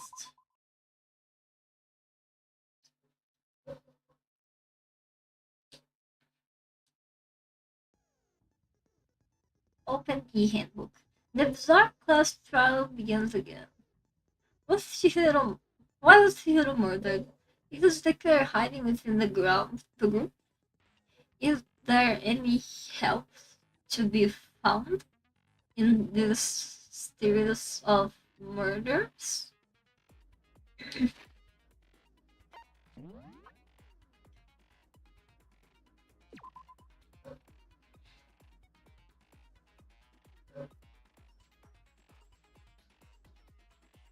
The victim was Chihiro Suzaki. The time of death is estimated to be around 2 a.m. The body was discovered in the girls' locker room on the second floor of the school. The cause of death was a blow to the head with a blunt object. She was killed instantly. Although Shihiro wanted to get stronger, she declined several invitations from Taka in Inoue, and he used the locker room late at night to avoid them. Despite this, Shihiro had stated that she desired help with her efforts. She may have been meeting someone in the locker room the night she was murdered. The dumbbell found on the floor of the girls' locker room had a significant amount of blood on it, but not a pool of blood around it. Chihiro has told anyone willing to listen that she wanted to get stronger. Some assume that due to her inferiority complex about being weak, she admires strength more than anything else. To unlock a locker room, you'll need to swipe your e-handbook over the card reader. You need the male student handbook for the boys' locker room and a female handbook for the girls. It's not possible for two people to enter at the same time. Additionally, lending someone your handbook is a violation of the school regulations. The handbook of each student that has died is placed in the mailbox in the main hall. One of the handbooks found in the main hall had been broken. This is apparently a rare occurrence. Duco Sayaka's handbooks both seem to work, so it is assumed that the broken handbook's Leon's. However, Monokuma claims it's very unlikely that Leon's handbook would have broken. Suspected downside deck victims include Ken Harada, Tetsuhiro Honda, and Shoigaku, among countless others. They were killed in the same way and mounted to a nearby wall. The word bloodlust was found in the Sinnohisi crime written in blood. Profiling the kid's killer is likely a student suffering from a split personality.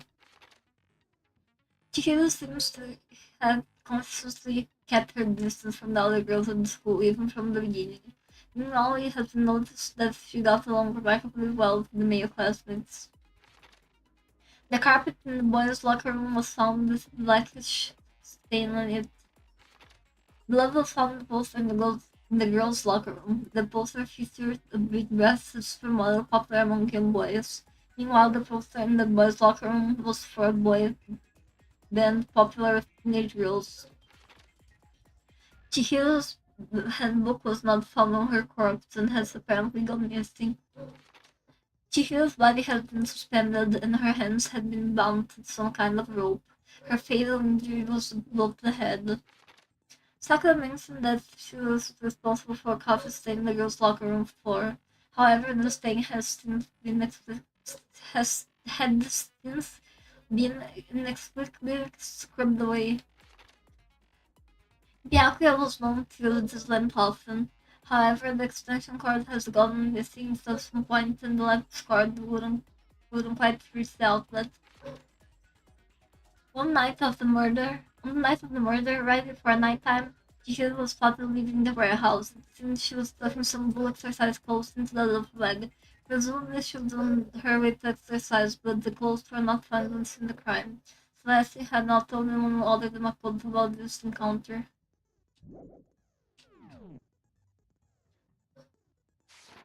Fine. Set skills. Algorithm. Increase the speed of emergency statement. Effectively most of the weight.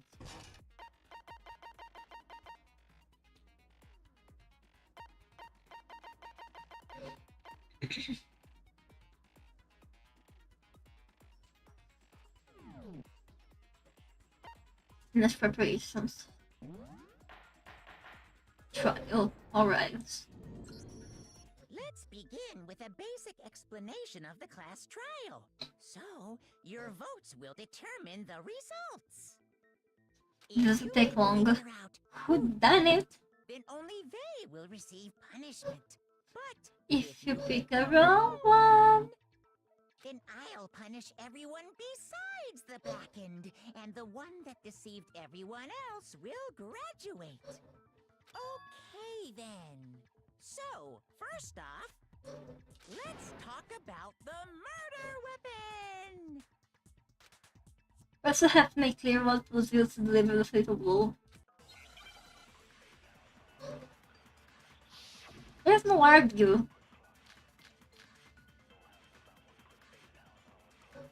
There's no argue. Chihiro's fatal injury. It appears it was a head wound. Yes. According to the Monokuma file, the killer used a blunt instrument. But what kind of blunt instrument could it have been? You think there's some proof that contradicts what it says? It literally... Chihiro's fatal Fine. injury. It appears it was a head wound. According to the Monokuma file, the killer used a blunt instrument. But what kind of blunt instrument could it have been? I bet it was an iron pipe. Interesting. Certainly would make for a powerful weapon. Poor Chihiro. No, the weapon that was used to him must have been in the locker room. Chihiro's fatal. It appears it was. According to the Monokuma file, what kind of blunt instrument? I bet it was an iron pipe. No, that's wrong.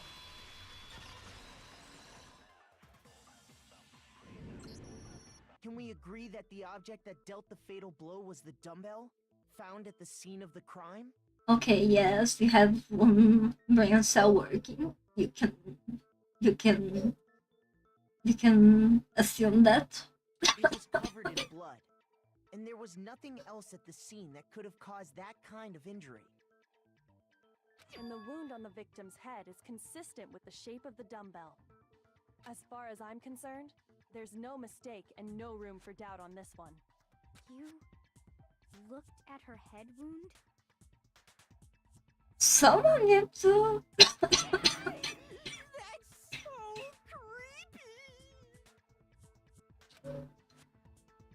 creepy! Kyoko. If you don't mind, I will proceed from here. Let's move on to discussion of the culprit. Although, I believe the criminal behind this heinous act is already quite clear. What? For real? Chihiro's killer is the fiendish serial killer, Genocide Jack. Don't say Jack, you think this serial killer. Did he really kill Chihiro? No, because Ned don't stop debate. I'd like to hear more. Participate lines of white noise will appear to disrupt their reactions. Your truth will disappear if they hit these lines, so think of an obstacle in your bait. There's a way to keep this white noise from getting away. Press the A button to attach the silencer, which you can use to shoot down the white noise. However, if you put the actual remark with your old silencer instead of white noise, diamond through the crease, so take care for him when you have your silencer out. Oh, but if your accent you could set the gentle white noise won't appear at all. In which case, you can forget all the silencer and just focus on the situation in front of you. Well then, good luck and have fun. Mine is set too hard. Let's hijack his file. The culprit is Genocide Jack.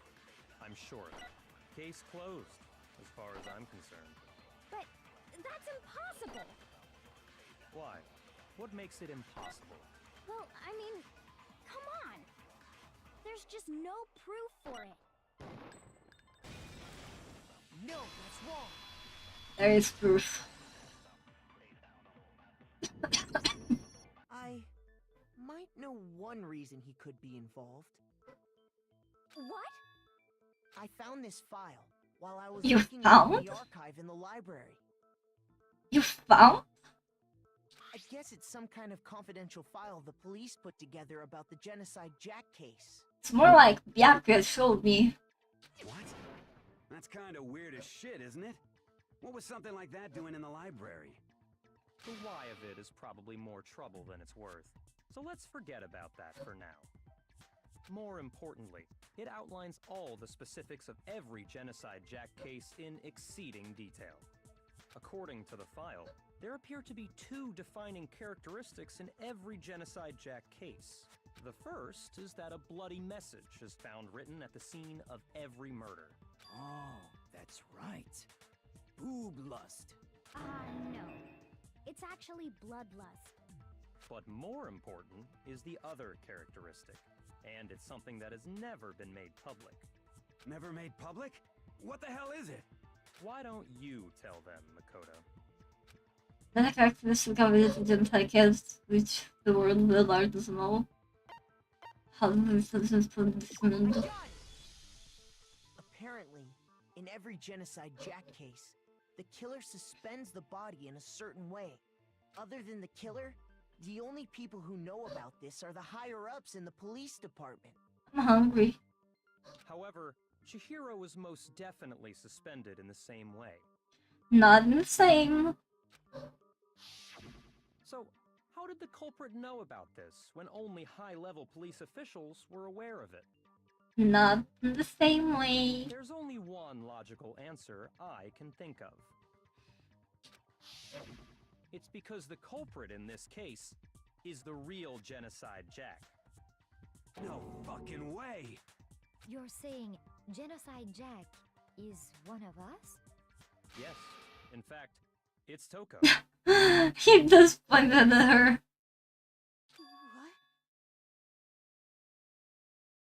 Poor Toko.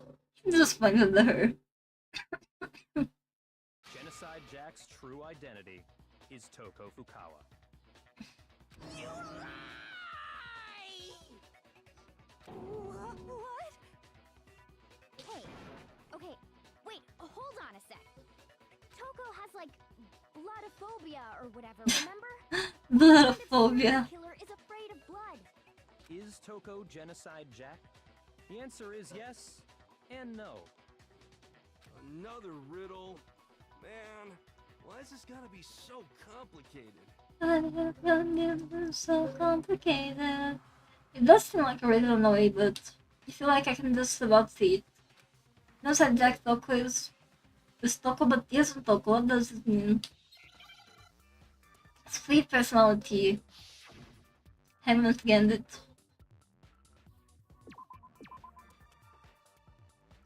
I don't know. He.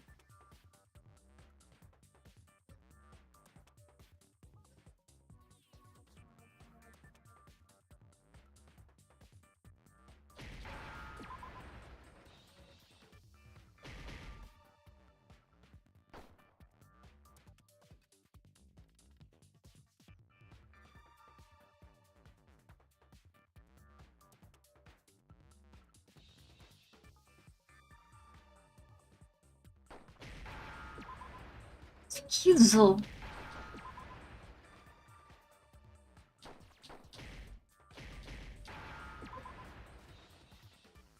Now I understand. Is it because Genocide Jack has a split personality? Huh? I think I read that somewhere in the file too.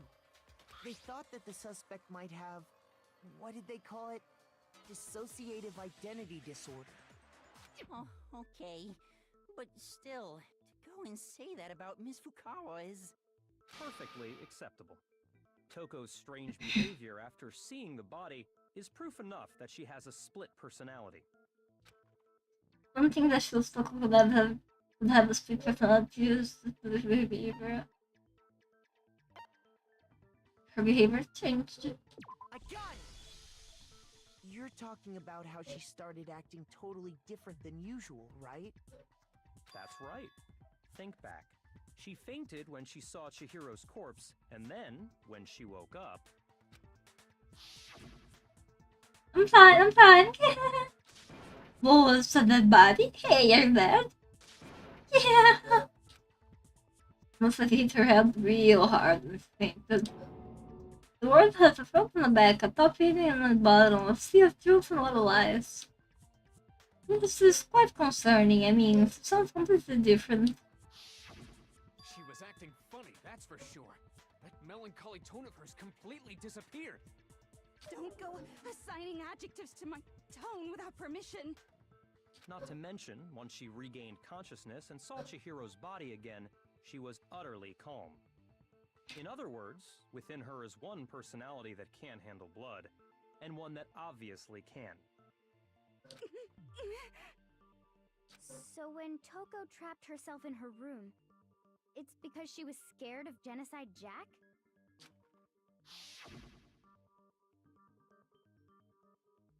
I won't let them say that happen through. I'll drive out the killer, drive out the murderous fiend. The reason she locked herself in her room wasn't to keep other people from getting in. It was to keep her other personality from getting out. What? Toko was afraid. Afraid of the murderous fiend inside of her. Of killing even more. Nothing follow. Hello. How? Yeah. How can you know all this? I do believe you misunderstood her. What she's trying to say isn't, how can you know all this? No. What she wants to know is, how could you tell them? Huh? Last night, just before Monokuma gave his motive speech, Toko and I had a strange conversation. She told me a most interesting story. She said a murderous fiend lived within her, and she was afraid it could appear and attack at any time. And that trepidation is what's caused her to have such a bleak attitude. Isn't that right, Toko? This is all a lie. Right, Toko? Right, Toko? You said you wouldn't tell anyone. What? You promised. I can't believe you lied. She lied. You have only yourself to blame. You came to me with your tragic little story. I didn't ask you to. This is the real world, not some romantic fantasy fairy tale. Besides, you broke your promise first. You said that as long as you were here, no matter what, you wouldn't let Genocide Jack kill anyone. Alright, check them again. Alright, oh yeah. In spite of that promise,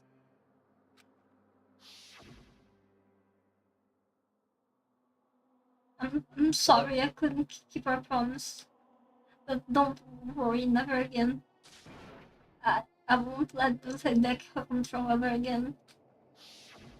You said if I kept my promise, you would go out with me. That's the only reason I promised. how many times do I have to tell you? I never said that. But you weren't able to do it. You just couldn't resist that rush you got from killing, could you? I tried. I swear I tried to control it, but... A split personality isn't a thing you can control. But your efforts were useless. What a disappointment. I hate you. Well, the opening act is nearly finished. All that's left is to hear from the person in question directly. The person? You don't mean... Toko's body suddenly lunged backwards. A huge thud echoed across the courtroom, but next second, Well, hello there. Is it me you were hoping to see? What the heck? So you figured it out, huh? Well, whatever. What are you gonna do? what they gonna do? I'm the ultimate murderous fiend, Genocide Jack! Or better yet, let's go with Genocide Jill! What the fuck is this? Toko, what happened to you? Not Toko, that's a loser name, and what happened is a textbook split personality. So what if one of them happens to be a serial killer? You should turn a blind eye to one's faults.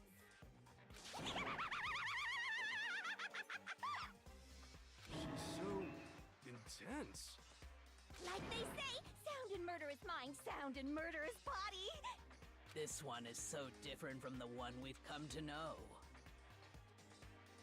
Yes, well, the world is composed of a front and a back, you know. Just like how every inning has a top and a bottom, or how in the depths of every truth lives a little lie. Behind every dark and gloomy soul lives another that shines as bright as the sun! Crazy. This is the murder thing inside Jack. This is beyond insane. Miss Jack, Jill, can I ask you a question? What's up? Some of us think you might be the mastermind behind our entire situation. What are your thoughts on that? Well, I'll tell you. I am the mastermind of all masterminds! Just kidding! Then it's not true? Of course it's not true! How dare you try to link me to that creepazoid? And another thing, the police and government and society in the outside world are totally powerless! I mean, they just let this idiotic bloodthirsty maniac go buck wild all over town! Sure, I'm a bloodthirsty maniac, but life is pain, right? To live is to hurt other people. It's a necessary evil if you want to survive. The act of living itself causes pain for everyone. Just kidding again! He's just insane. This should be enough to convince you. This murderous fiend is responsible for Chihiro's death. There's clearly a motive. There Kyoko, can be no doubt. Kyoko, please step in.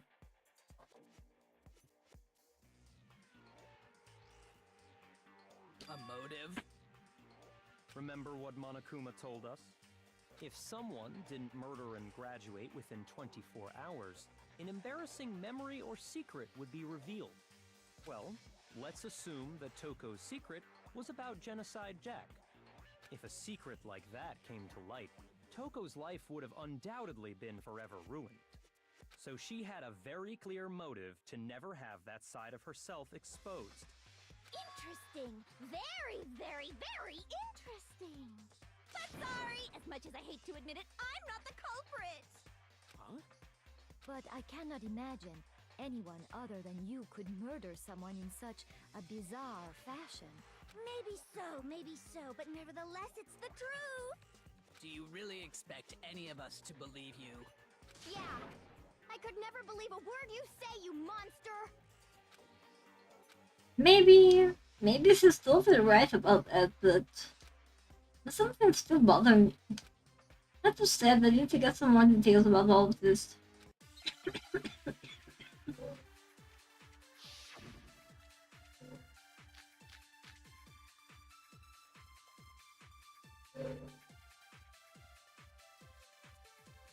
Sorry, but I didn't kill anyone.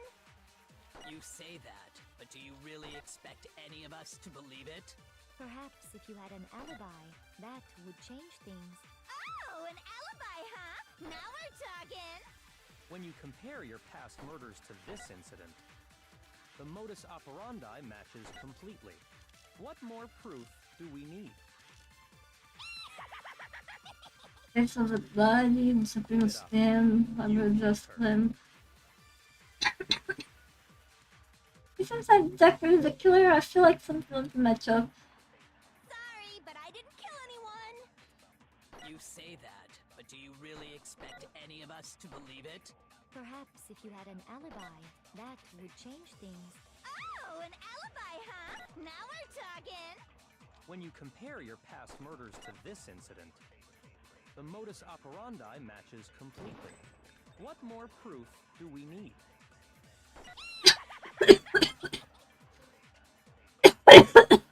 You killed her. Sorry, but I didn't kill anyone. You say that, but Perhaps if you had a... Oh, an alibi. When you compare your past murders to this incident, the modus operandi matches completely. It's here. What do you think? There's some mistake lurking left then? Shoot! It's something there. Sorry, but I didn't kill anyone. Here's the state of that body. do you really... Oh, an alibi. When you compare your past murders to this incident, the modus operandi matches completely. No, that's wrong.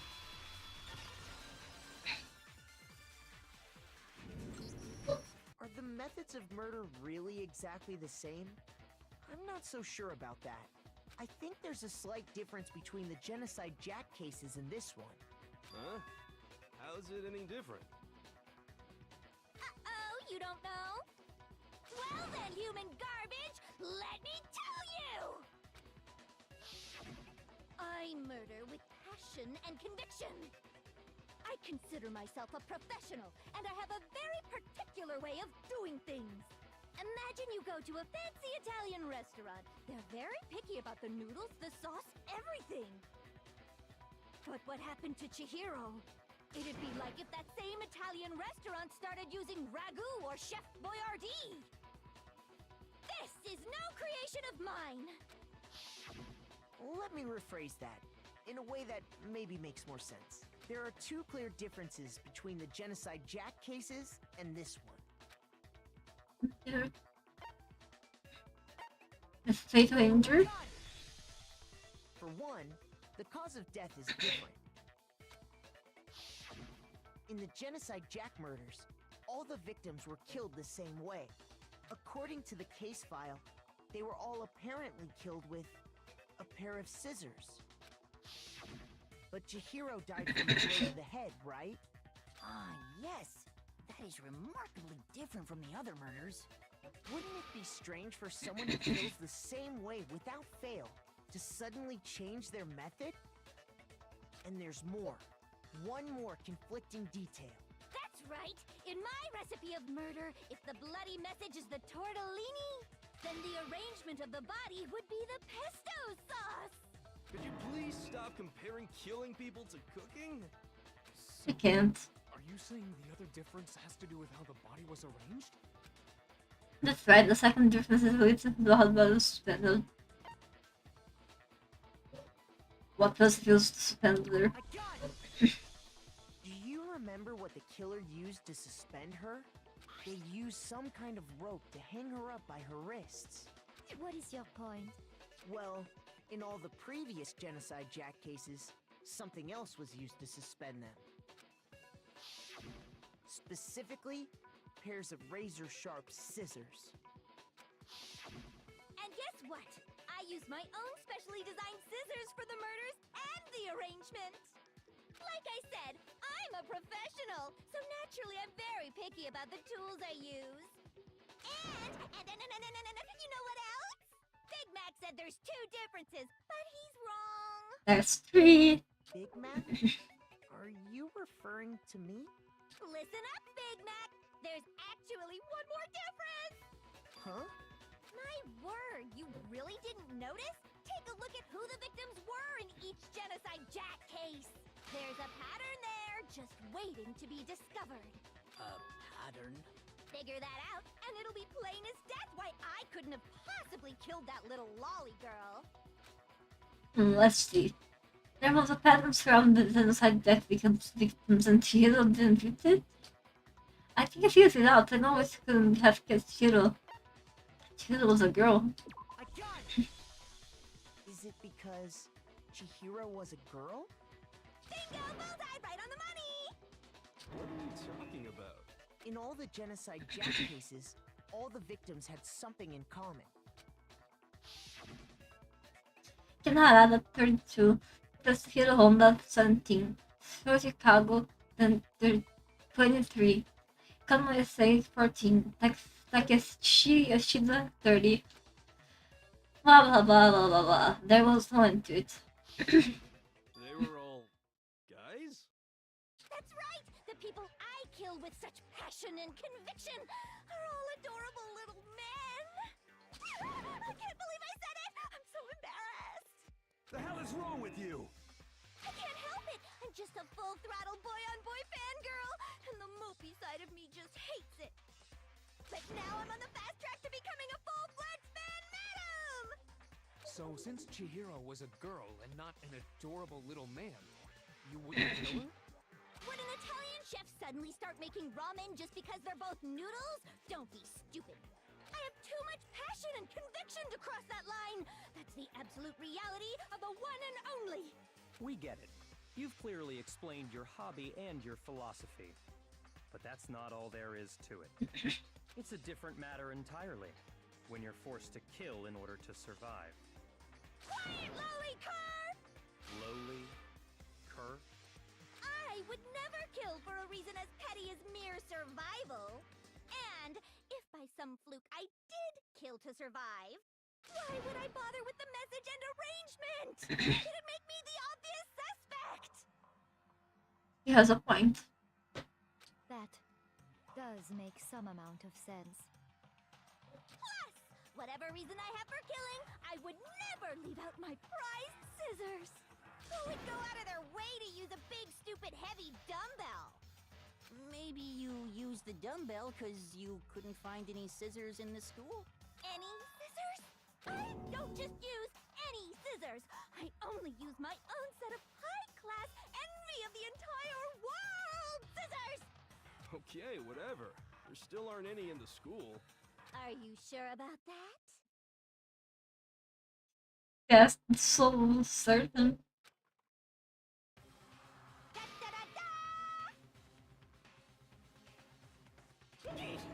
She's fully equipped! That's right! So I can kill anywhere, anytime! Why would I resort to dumbbells or rope when I have my trusty scissors by my side? Go ahead, tell me I'm wrong! You can't, can you, gutter dogs, all of you! Not to mention, I have no clue how to tie a good knot. So rope's totally out of the question anyway. I have no idea what's going on anymore. Could such a heinous villain really be innocent? But the body really was suspended, right? And nobody but the police knew about that. Someone else knew. Yeah. That's why we figured it had to be the real deal and not some copycat killer or whatever. Actually, hold on. There is some person. A person who could have copied the genocide death cases. Select someone. Here's my answer. Byakuya, it's possible you could have found out, isn't it? You'd have no problem gaining access to classified government documents or internal police records. Plus, you'd already looked through the Genocide Jack file before this all happened, hadn't you? Are you saying Mr. Togami did it? Then the reason he pushed the theory of Genocide Jack being the killer so hard was because he wanted to pin the crime on her. So, he rearranged the scene to disguise it and make it look like I put my stamp on it. The adorable glasses man was behind it all. Oh, I'm on fire! Creepy. Well, Byakuya, what's your response? I see. So now the suspicion falls on me. Then I must ask, when would you say I began acting suspicious? Surely you must have an answer. Looking back and thinking about it now, the way you were acting right before we discovered the body was a little strange. In the locker rooms. They're suspicious.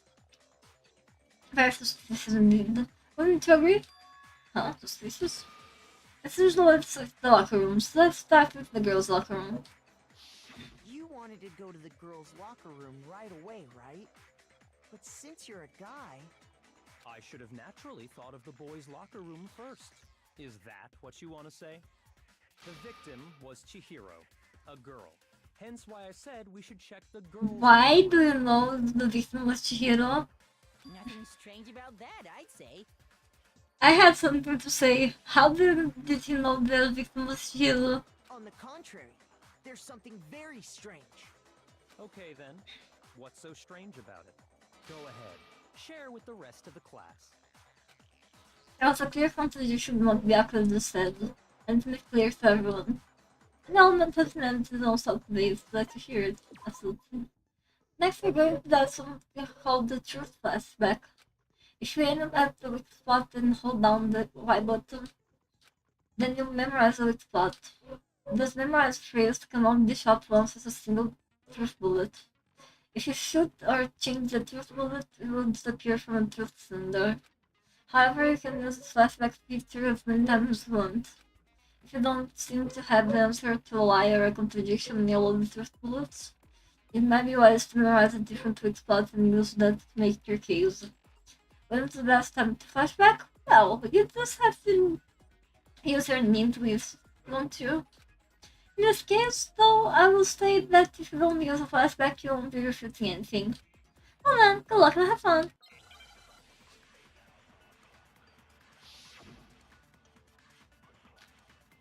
I'm not gonna fight too.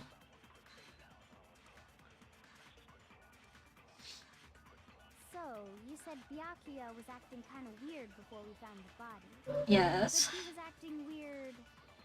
how? If you're presented with the opportunity to check out the girls' locker room, You absolutely take it! That's a natural reaction for any guy!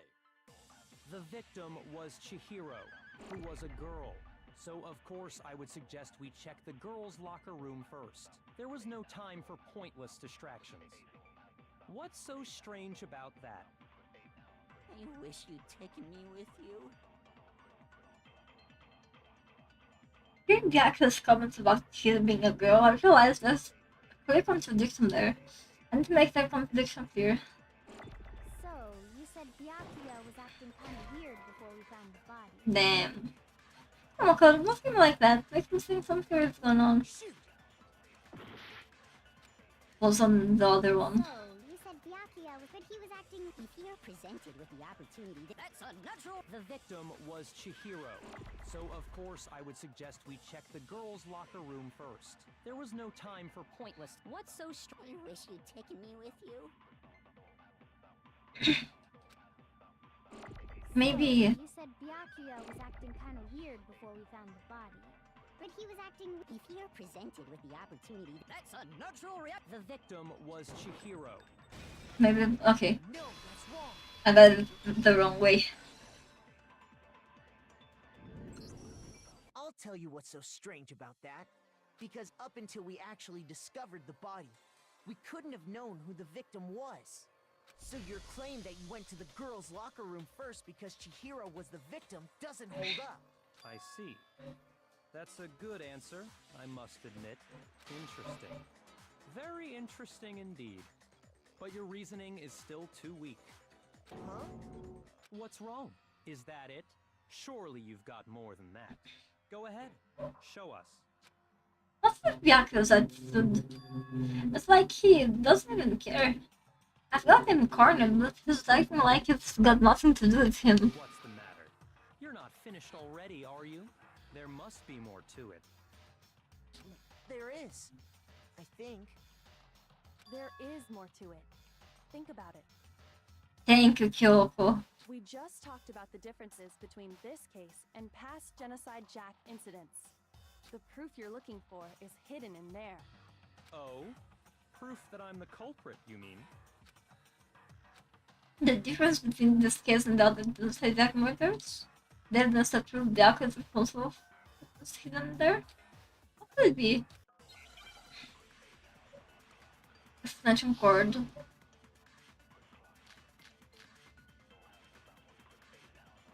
Library zest lamp. What? The difference between the cases? You want me to explain it again? When I want to kill, I use my very own special scissors. Ouch. I use those same scissors to arrange the body. But Chihiro was suspended with. It was some kind of rope. Was it not? That's right! It absolutely was! then there must be something very fishy indeed about that rope. Hey, Byakuya, where'd you get it from, huh? I'd never seen that rope before in my life. Obviously, somebody else must have had it hidden away somewhere. I guess first of the first, the item had been bound with was like rope, it was actually rope. What? The difference? You want me to explain? When I want to kill, and I use those same. But Chihiro, it was some kind of. That's right! Then there must be something very fishy indeed. Hey, Byakuya, where'd you get it from, huh? I'd never seen that rope before in my life. You have. You have indeed. Actually, I'm pretty sure you have seen it before. Because, you see, that rope, or should I say, that extension cord? What? An extension cord? Byakuya, you've used the extension cord in the library more than once, haven't you? And the same extension cord that was in the library all this time went missing after the murder. And there's no way someone who uses that extension cord as much as you do wouldn't discover that fact. Then Byakuya must be the one who took the extension cord. I can't imagine any other possibility. That's really what you think? Then your conclusion is something like this? I killed Chihiro in the girls' locker room, then hung her up and wrote that bloody message. I intentionally made it look like Genocide Jack was behind it. Is that about right? He's doing it again. He's totally calm, totally unconcerned. As if he's not even involved. Wait, not even involved? What's wrong? I asked you if you think that's what happened. Hell yes, that's what happened. So that's it, right? Byakuya's the killer. I don't disagree with not disagreeing. He kept calling this a game, right? So he'd be totally willing to do something like this to win. Sorry, but could we hold on just a second? I think we need to talk about this a little more. Huh? Do we really need to? We've already decided who did it. Did we? I know, but still, there's something that's still bothering me. Is that right? And what, pray tell, is still bothering you? I killed her in the girls' locker room, then disguised my crime. Specifically, I dressed it up to make it look like it was the work of a homicidal psychopath. What about all that bothers you? Wait. What is that smell? Something's not right. That was too much to smell. That's something that concerned me. The scene of the crime. You say you killed Chihiro in the girls' locker room, right? But are you sure about that?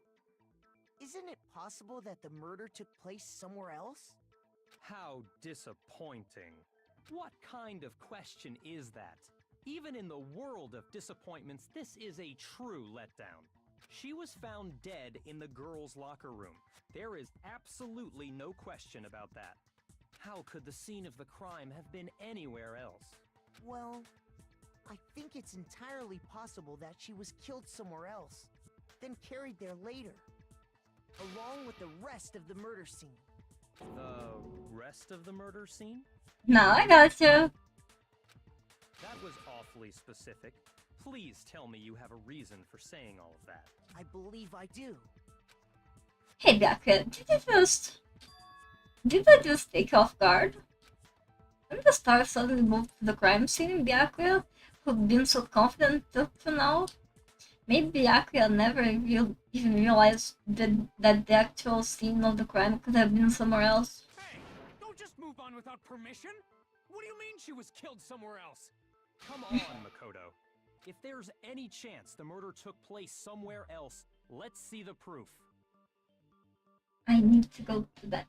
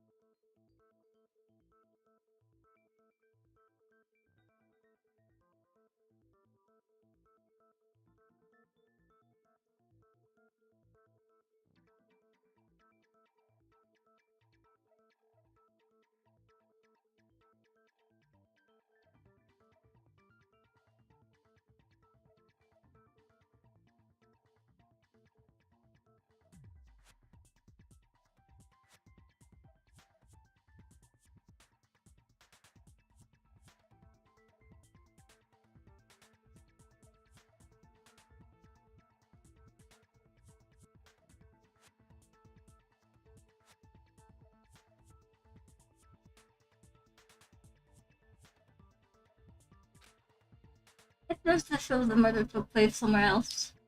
Just focus on those things that got switched.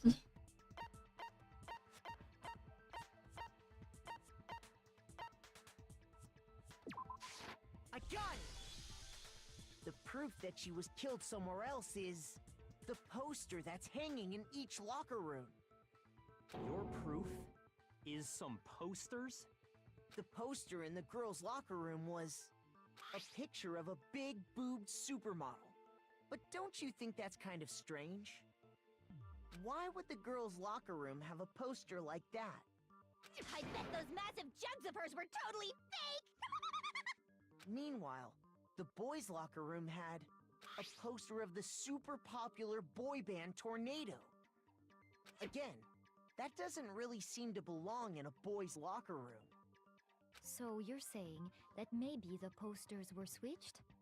And there's one other thing I noticed about the locker rooms.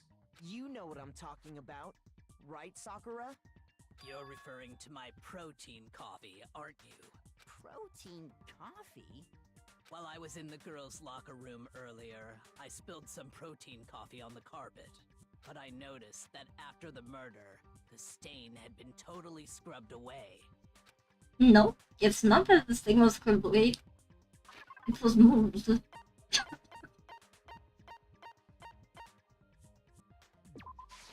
I got it! The stain on the girls' locker room carpet wasn't scrubbed away. In fact, I found it on the boys' locker room carpet. That's definitely the stain from my protein coffee. Then, does that mean that the carpets were switched too? But why would anyone do that? To move the murder scene from one locker room to the other. It's certainly plausible, don't you think? What? In other words, in order to completely swap the scene of the crime. Hi. Oh, I'm gonna put them. Some of the boys. I already played the game. You came through my experience.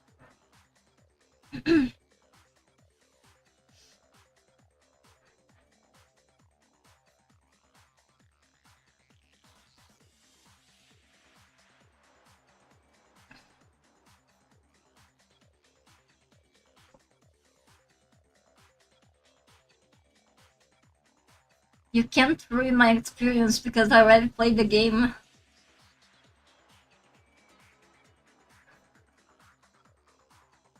But hello!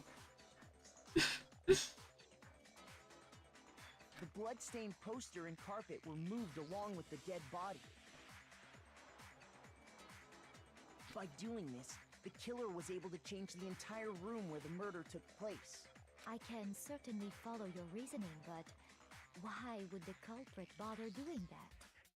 Huh? You got me!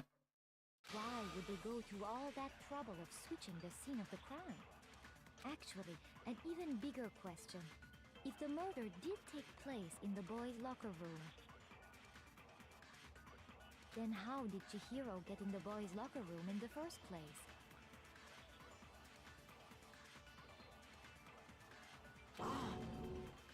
To get into the locker rooms, you have to swipe your e-handbook across the card reader device. But Chihiro's handbook should have only allowed her access to the girls' locker room. Yoko, please interfere. She had no way to get into the boys' locker room to begin with. No, she did have a way, and I can tell you what it was. I highly doubt that. Shut up! I'm telling you, I know how she could have done it. Is he right? Because he could really have gotten into the boys' locker room somehow. Yes, you could.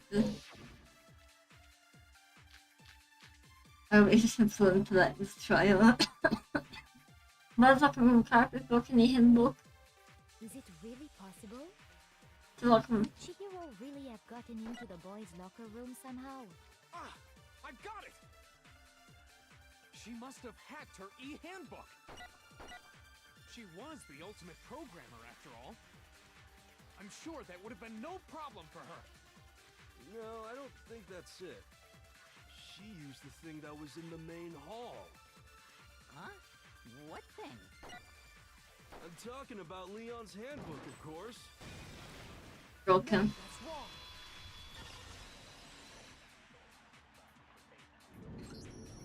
No, I don't think Chihiro used Leon's handbook. Because Leon's handbook was broken. Oh. Well, then, yeah, I guess that'd be pretty impossible, huh? I am struck silent by how quickly you gave up. Plus, isn't there a regulation against using someone else's handbook? You're ruining other people's experience, not mine. Actually, the rule states that loaning your handbook is prohibited. It says nothing about borrowing one. In other words, you could borrow a dead person's handbook all you want, and you'd be safe. Danganronpa. Yes, Danganronpa! Yup. Hit the nail square on the noggin. Of course, if it were broken, that wouldn't make any sense anyway. So then, she must have hacked hers like I said. She used her ultimate programmer skills and... Psst! You can't fix an e-handbook. The instant you open one up, a security buzzer starts blaring. So, if she didn't use Leon's handbook, and she didn't modify her own handbook... She used her own handbook. Lady's initial assumption is just... wrong? It seems like there's no way she could have got into the boys' locker room. So I guess so. Okay then, I vote for Byakuya. Stop. Is that it then? She was killed in the girls' locker room and Byakuya's the one who did it? Really? But still, I don't know what else I can do. Hold on a second. Thank you, Kyoko, always saving the day. I think you're on the right track. What the? You finally decide to open your mouth and that's what you've got to say? There's no Always saving the day. Right? So... Why are you so sure she couldn't get in? There's still one other way she could have gained access. What? What are you talking about? What other way is there? Well, to explain that, why don't we take a little break from the trial? I'd like you all to come see something. She was like making her own rules.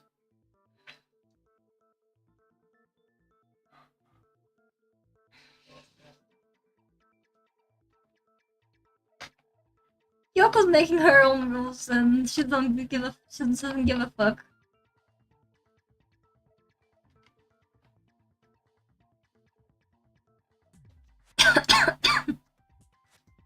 Wait. Just what do you think you're doing?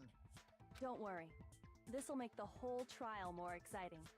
I'm sure that thought must please you. Huh? It'll make things more exciting? Well, all right then. I declare an official class trial recess. Huh? For real? What is it you want to show us? It better not be boring or I'll be very unhappy. Very unhappy. Oh, I have no doubt it'll meet your lofty expectations. So, shall we go? Yes, thank you, my princess.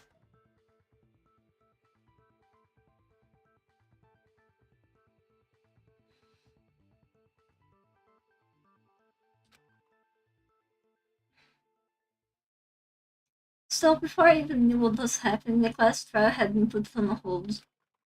We had it off with Gyoko in the lead. And where the close was...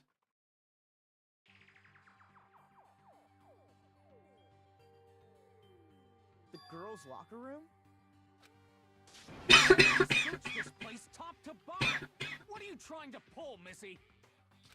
I'd like you to examine the victim's body one more time. You want to check it again? Be sure to examine the entire body very carefully. Take your time. Examine her carefully? Like using our... Oh my god, Verb. No way! It's probably best if I don't run my hands all over a girl's dead body. It's not that I'm creeped out or anything, it's just... based on religious grounds. Yeah, of course. Very well. I'll do it. Thank you, Sakura. Always doing everything as well. But you're a girl. You shouldn't have to touch a dead body. Just let one of the boys do it. No, it's okay. I think Chihiro would rather have a girl examine her. So just leave this to me. Sakura. What is this? Some kind of secret girl-on-girl action? Is that what you two are about? That's not it at all. Stop screwing around. Okay, here I go. I'm sorry, Chihiro. Please excuse the intrusion. Putting her hands together in a brief prayer, Sakura then began to quietly examine her body. Be sure to check her entire body, and I believe we will solve this particular mystery. The entire body, okay? Her entire body? I know you say that, but... What? This is... What is this...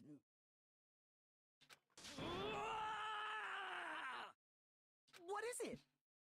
Not possible. It's not possible. Sakura's eyelids staring wildly at Shiro's lifeless form. Her massive frame trembled. This girl is what? Is a boy. Ah, I see. So she was actually a he. Interesting. Thank you for confirming this fact. His soul feels strangely calm. Okay, now. You're joking, right? I wouldn't joke about this. Then it's really true? Chihiro was a guy? Oh, what? You guys didn't know? Heck, I knew that right off the bat. Chihiro Fujisaki was totally a guy. Then he was a cross-dresser? Oh, I'm really on fire! Creepy. I wish I had killed him! So that's what Kyoko wanted to show everyone, huh? Interesting. Yes, that certainly does make things much more exciting. Now let's ride this wave of excitement back to the courtroom and get back to the trial. I'm hungry. Ahem. I do apologize for keeping you waiting. Now then, let's resume the class trial. We've all just learned of the shocking revelation that Chihiro was actually a boy. Let's pick up from there. Yes, well, I don't know his reason for hiding it, but the fact is, Chihiro was not a girl, but a boy. You think that Chihiro was actually a guy? The thought had never even crossed my mind. And because the victim was male, he would have had no problem gaining access to the boys' locker room.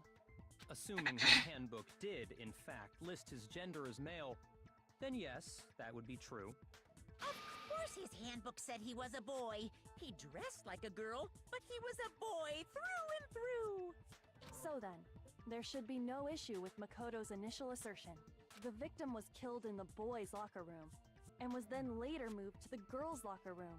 And the killer could have easily used Sayaka or Junko's handbook to get into the girls' locker room. So Chihiro really was killed in the boys' locker room? I still don't understand the motive for moving the body, but yes, that does seem plausible. Well, I must admit, I did find it rather odd. I knew he felt a little off. There was a certain incongruity to his female body. This is the most titillating situation! Why were you analyzing it? So now everything has been connected. All the mysteries have finally become clear. Okay, well, connected or clear or whatever. We still think you're the killer, remember? Very interesting. You have like zero memory. You didn't even know the killing was in the boys' locker room.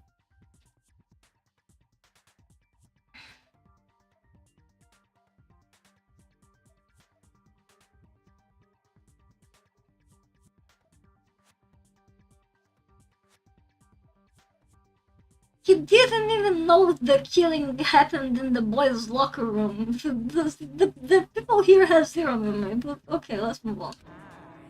He's off in his own little world. What about you, Makoto?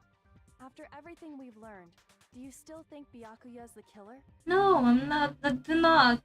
Well, without a doubt, Byakuya is the one that made Chihiro's death look like Genocide Jack did it. But I think he might not actually be the killer after all. What? But aren't you the one who accused him in the first place?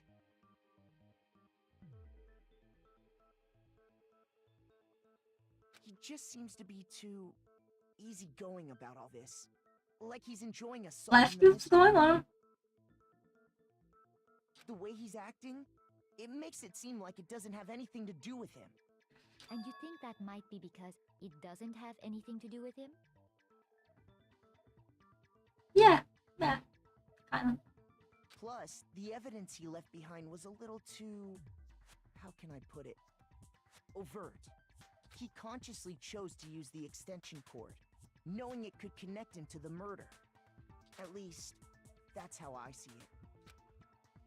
Byakuya's not dumb. And Byakuya, when you found out the murder took place in the boys' locker room, it seemed to rattle you. Someone does have memory, and that's the character that has one brain cell. And then again, when you found out Chihiro was actually a guy, if you really were the killer, that stuff wouldn't have had any effect on you.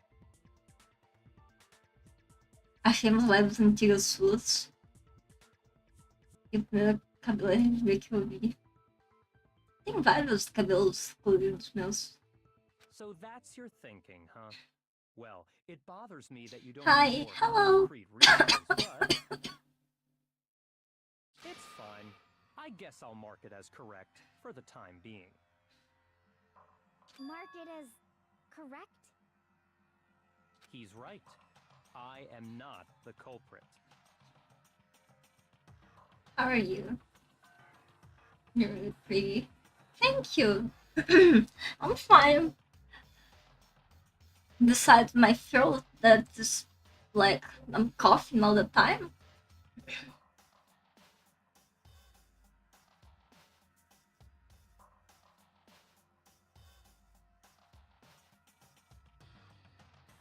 Hope you feel better. Thank you.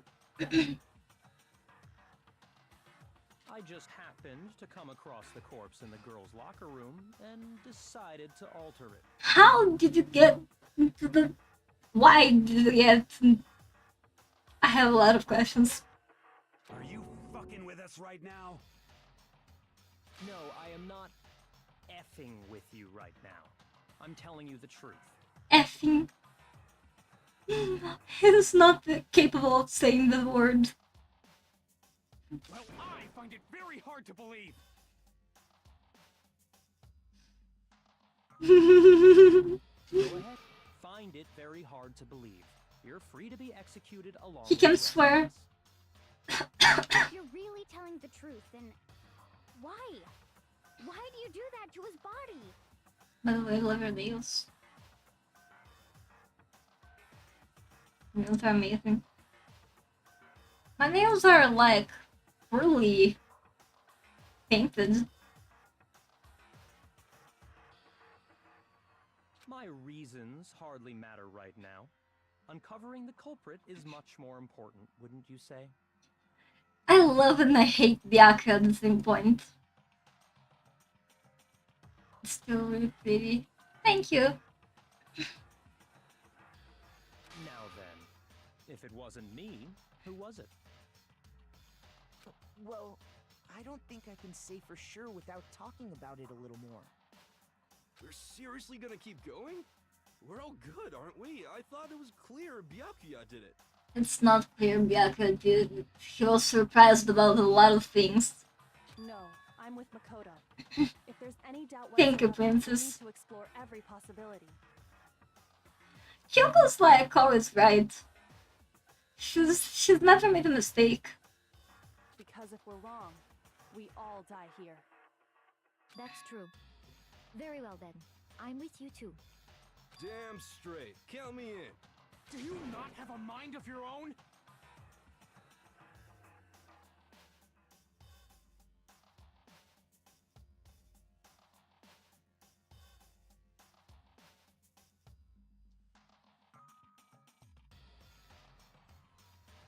It came out my parents' day, by the way.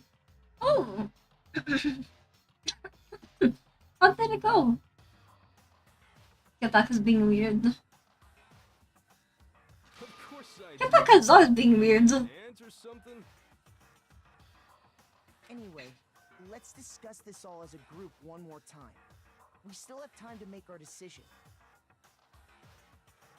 Bye. So am I.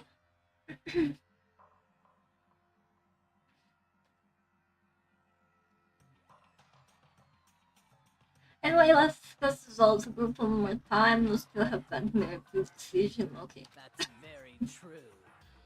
Our lives are all on the line. Excellent. Then shall we resume our game of hide and seek?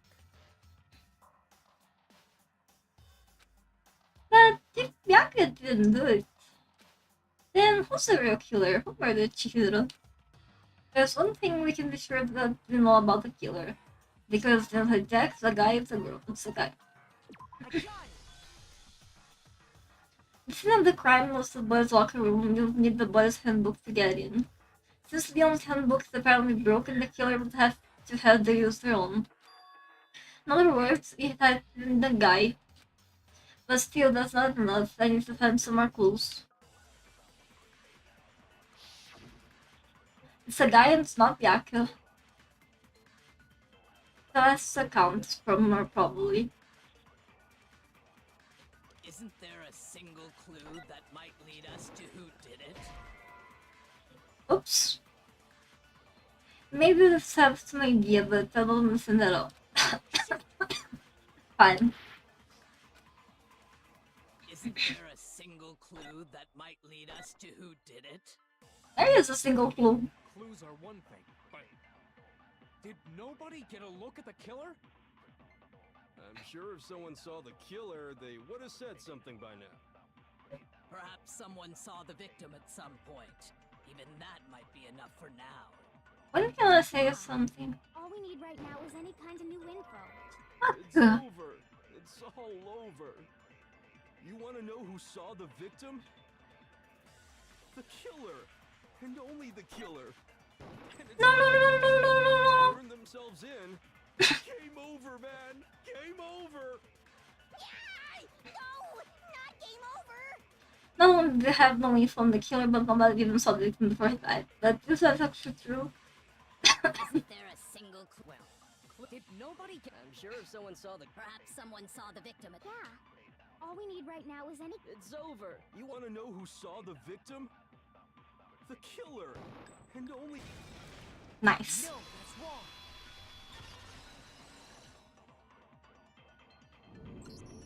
I believe someone else did see the victim before he was murdered.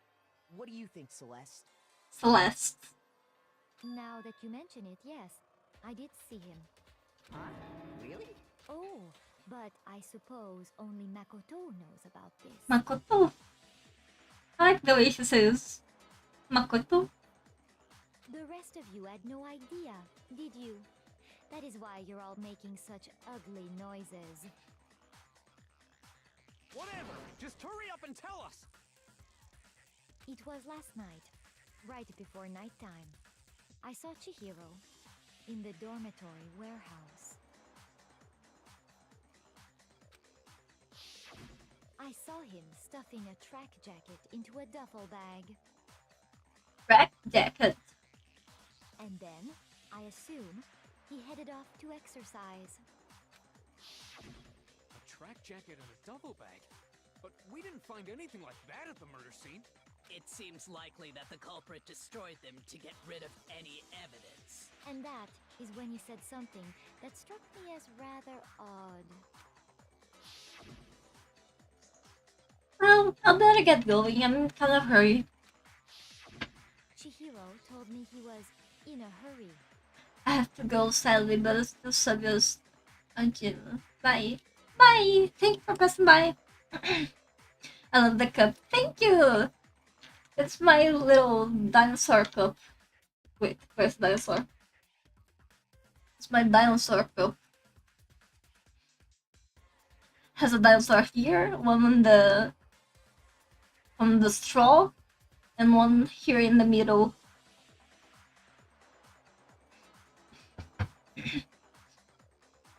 Cute. And like lights it up when you shake it. It's a children's cup, but that's fine. He told me he was in a hurry. But why would he be in a hurry? Only if someone were waiting for him, I should think. So, Mr. Fujisaki was on his way to meet with someone, and then they were going to work out together? But Hina and I had invited him to exercise with us plenty of times, and he always declined. Probably because he was afraid you'd find out the secret he was hiding, right? Which means that conversely, he must have trusted whoever he was meeting with very much. Enough so that he was willing to risk his secret being revealed. What a marvelous friendship!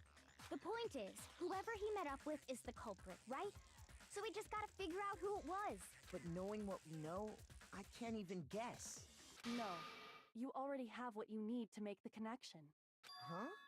You know who the killer is. Seriously? Who is it? I love Kyoko. Kyoko's face is like just so calm. Think back to the track jacket and duffel bag the killer disposed of. Focus on the details of these items, and it should become obvious who was waiting for him. Are you sure about that? You really think we can figure out who did it based on two pieces of evidence that we don't have? Knows everything but says nothing. That's that's her magic.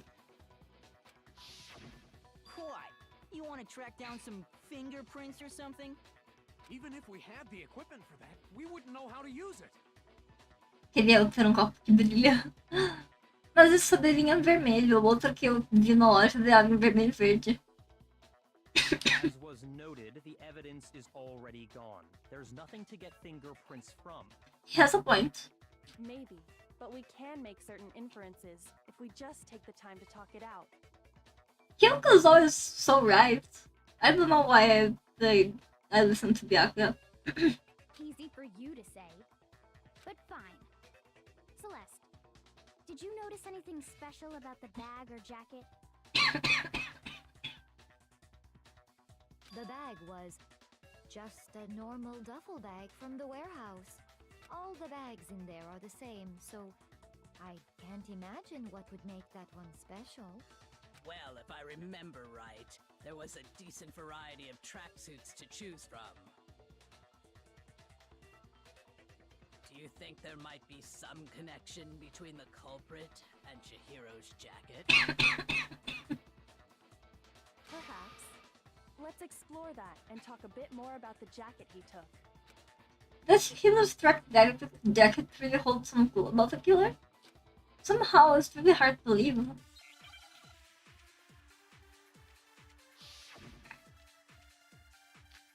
Cyber Deathland, Supreme Stings, that's the count.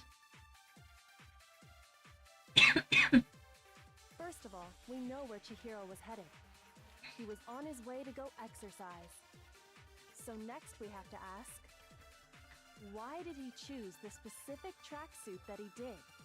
What do you mean, the specific tracksuit? I got it! He picked that tracksuit because it matched the one the culprit was wearing. So, what you're saying is, the killer was wearing the same blue tracksuit as him? My tracksuit is black.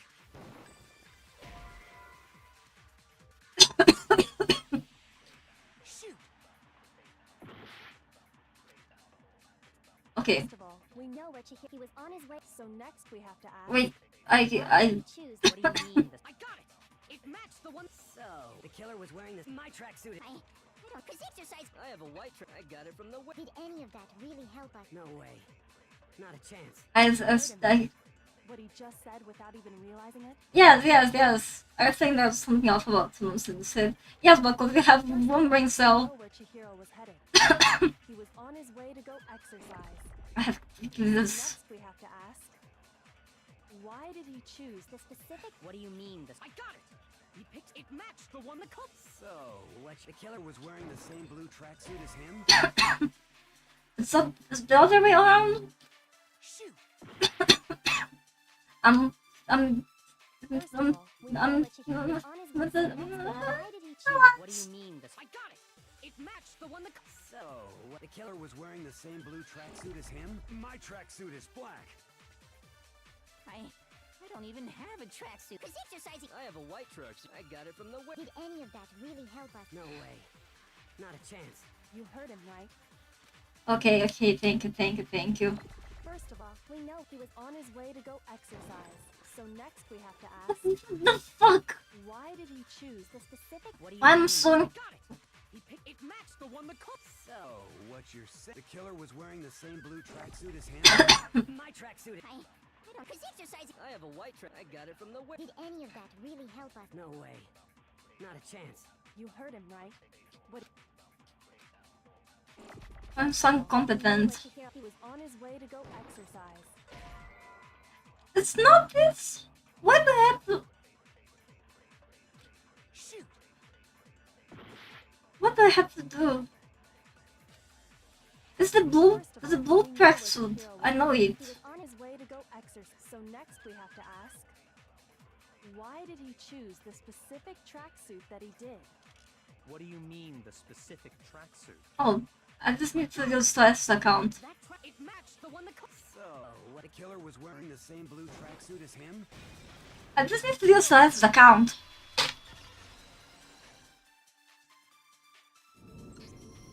Hold on a second, Mondo. What did you just say?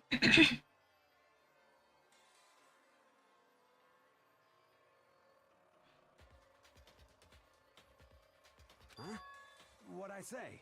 When Celeste testified a few minutes ago, she said, I forgot Celeste never said the track jacket was blue. I saw him stuffing a track jacket into his duffel bag, and then I assumed he had a lot to exercise. she never said anything about the jacket's color. So why did you say Chihiro's blue tracksuit? What are you? You just... Hey, Celeste. What color was Chihiro's tracksuit? As a matter of fact, it was blue. I knew it because I saw the picture.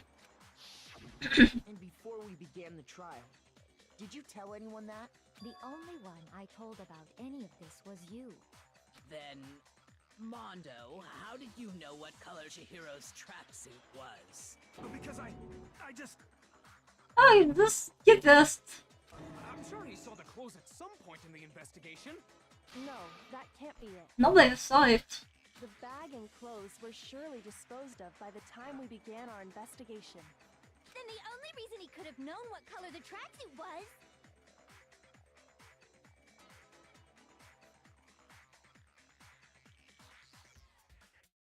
Making hot cocoa for me. Delicious.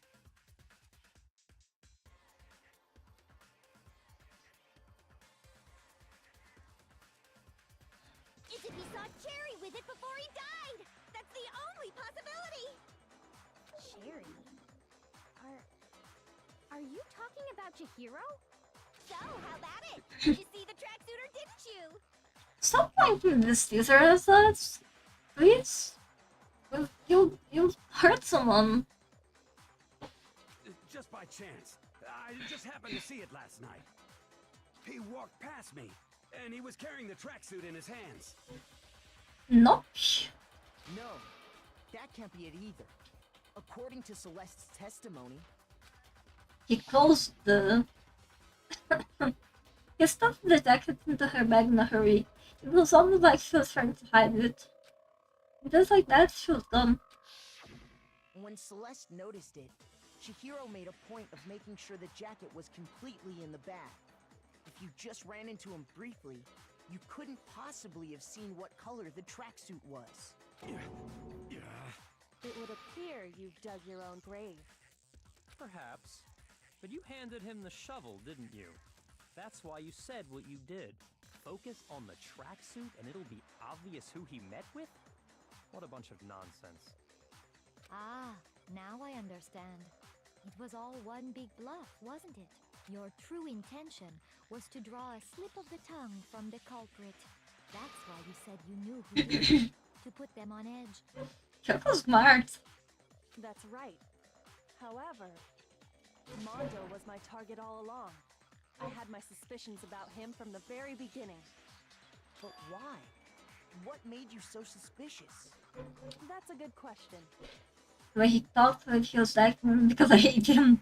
The way he was acting. The way he talked. There was a certain turning point that tipped me off. Maybe you didn't notice it, Mondo, but you tend to refer to men and women differently. You only call guys dude.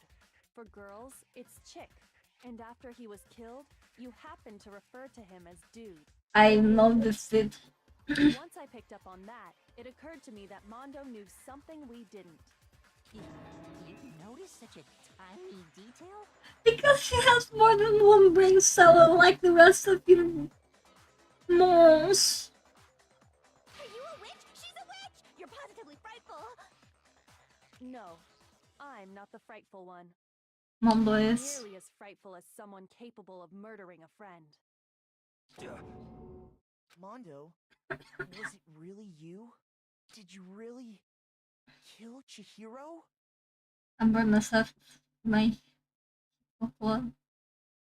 Put some running water on it. I didn't kill anyone! You've been all over me, judging everything I say, putting words in my mouth. We never said anything up until now. What gives you the right to treat me like a goddamn criminal? Yeah, he would never do something like that. This is a false Taka. accusation. Taka, shut up. It's true. My reasoning on that is pretty shaky. That was fast. Well, it does present us with a problem. It seems we are all out of leads. My time has nearly come. That's what my little ghost friend is telling me. Oh yeah, that reminds me. Hifumi, weren't you telling me you'd found some evidence? Really? What kind of evidence? Actually, you know, now that I'm thinking about it here calmly... Just say it, for God's sake. Jeez, does your confidence just get up and walk away? It's fine, man. Just tell us. If you really insist, then... Here it is. What do you have there? It happens to be an e-handbook. I found it laying on the ground, so I scooped it up. You found it on the ground, right? It must belong to Mondo's Heroes. I got it! We know Chihiro's handbook was missing from the scene of the crime, right? For a fact. For a fact indeed. I was totally sure I'd found it. Then it must hold some clue about the culprit, right? Well, that's what I was hoping. But it's busted. It won't even turn on. I imagine the culprit broke it to get rid of any evidence after the murder. That's odd. I didn't think the handbooks were quite so fragile. You're right. They're not. They're totally waterproof and shock resistant. It would take an awful lot to break one. And yet, this one does appear to be broken. They're not As broken, is he said. useless in the main hall. For all your confidence, that is a remarkably high failure rate. He said it's not broken. Do you think there might be some kind of mystery in there somewhere? About to... That's what you... Thank you. How precisely did the handbooks get broken? How did handbook break? There's only one possible explanation. By hitting its weak point, by hacking it, by exploiting the hitting its weak point. I got it! You already told us before that the handbook has one weak point, didn't you? Yeah! You remember that? He has something, and his something is the memory. Sure, maybe I let that slip, but I never told anyone what the weak point actually was. But if the handbook is supposed to never break, and two of them broke in quick succession, then we can only assume that someone's figured out its weakness. You know what the weakness is, right, Monokuma? So, what is it? Huh? You're asking me? No, no. I think it's a necessary piece of information if you want this to be a fair trial. But if I tell you, and someone else decides to copy it, that would be very not good. Just tell us already! Why would we want to break our own handbooks?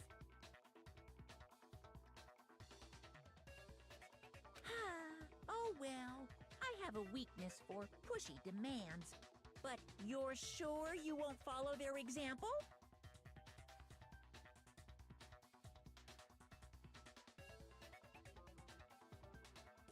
Then allow me to make a special announcement. The weak point of my cutting-edge e-handbook is... when it's exposed to high temperatures for too long, it will suffer a meltdown and totally break! I flippin' knew it! You knew it? Yeah, because I found the handbook laying on the floor of the sauna.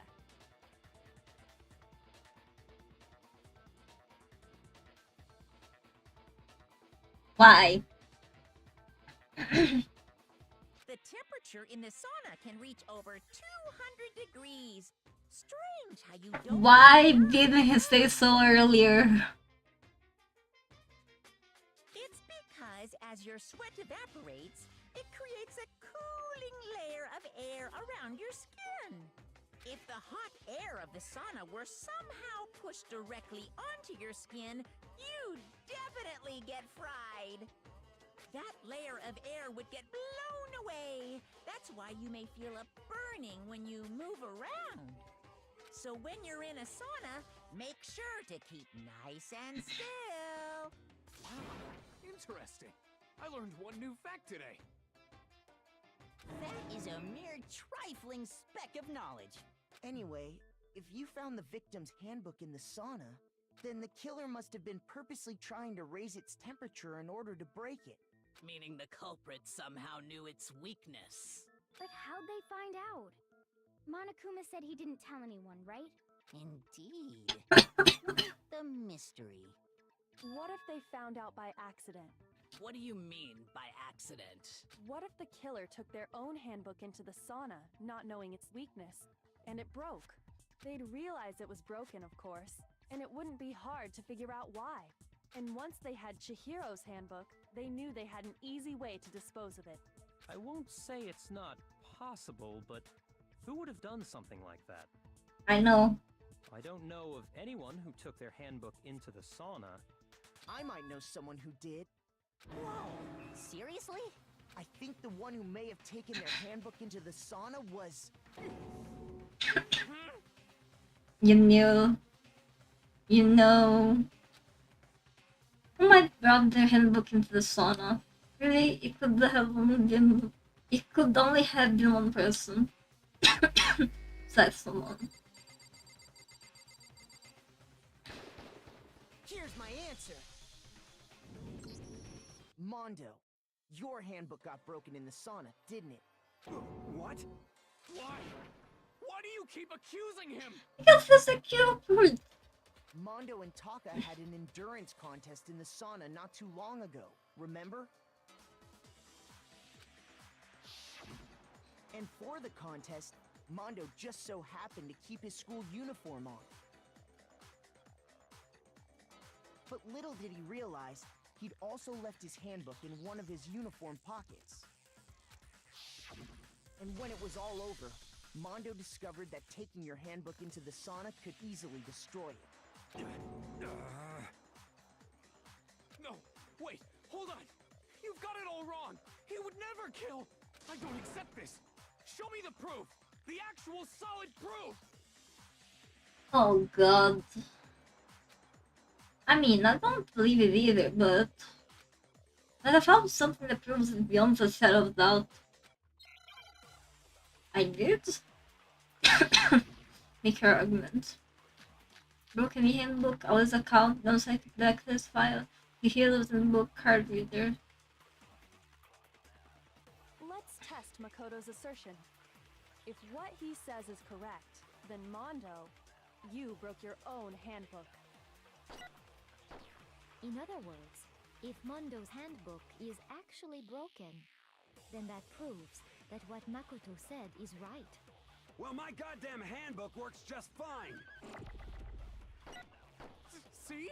Look! Makoto was wrong after all! Mondo wouldn't hurt a fly! How can you prove it works just fine?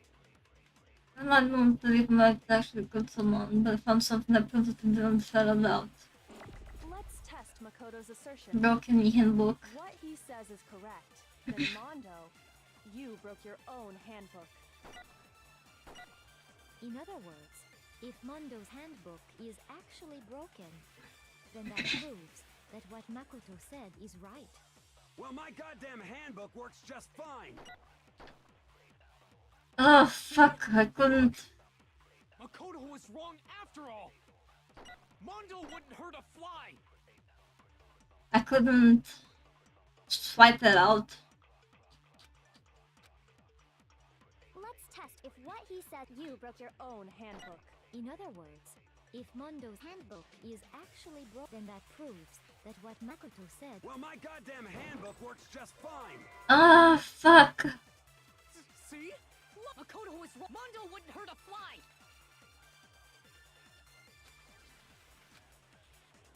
Let's test Makoto's assertion. If what he said you broke your own. In other words, if then that proves that what Makoto. Well, my goddamn handbook works just fine. I'm doing the same thing over and over. See? Look! Makoto was wrong after all! Mondo wouldn't hurt a fly!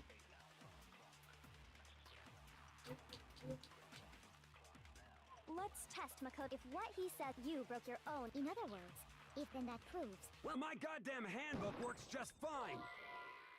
How can I do it? Look! There's not enough time. Mondo wouldn't hurt a fly! Maybe this is the wrong one? Let's test if what he said you broke your own hand. No, it's definitely on that one. Well, my goddamn handbook works just fine. That's just too much. Makoto was wrong after all! Mondo wouldn't hurt a fly!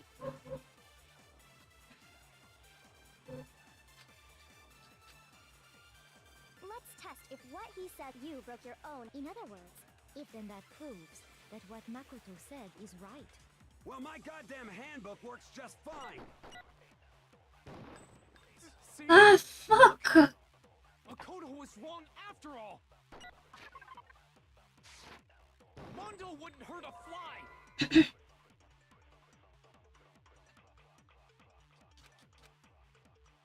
Let's test Makoto's. If what he says you broke your own hand. In other words, if then that proves that what Makoto said is right. Well, my goddamn handbook works just fine. See? Look! Makoto was wrong after all! Mondo wouldn't hurt a fly! There's not enough time.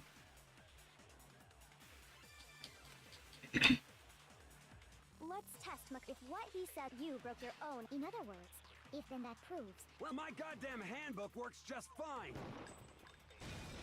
Ah, damn. Found a spot. Mondo, the handbook you have right now, is it really yours? I found a spot. The fuck is that supposed to mean?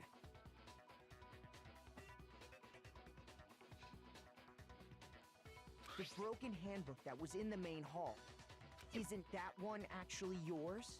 What the heck are you talking about? What I mean is, I think Mondo swapped his handbook out for one that actually works. I think he took Leon's handbook and replaced it with his own. After all, Monokuma said himself that Leon's handbook never should have broken. That's right! The punishment it suffered wasn't nearly enough to destroy it. So then, the broken handbook in the main hall is actually Mondo's, which would mean that the handbook Mondo has right now is actually Leon's, yes? But doesn't that violate the school regulation that says loaning... No, it doesn't. Just let's see the thing. Well, here's how I look at it. There is a rule about loaning your handbook to another student, but if they're dead, they're not a student. It's kind of a gray area, I admit. But no worries. If anything, it just makes things more interesting. As such, I decree that exchanging handbooks with a corpse is not a violation of the rules. Well, Mondo, if I'm wrong about this, you're welcome to say so. I'm happy to admit I made a mistake, but... Son of a bitch! What's wrong, bro? Come on! Tell him he's wrong! You are wrong! You have to be wrong! Everything you just said is wrong! You made it all up! Okay, then why don't we look back on this case one more time, from the beginning? Why don't we just look at the thing on his pocket? That way, everything will become clear, and we'll all see if I was right or wrong.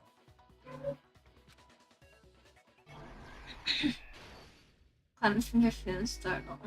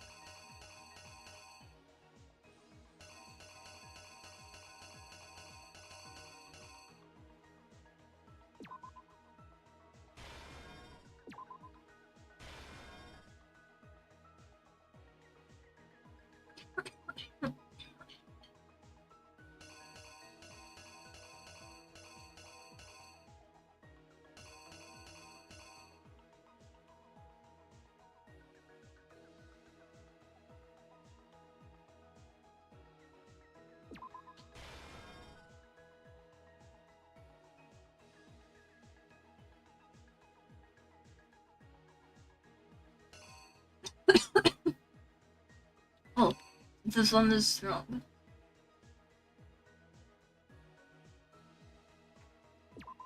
This is here. And this is here.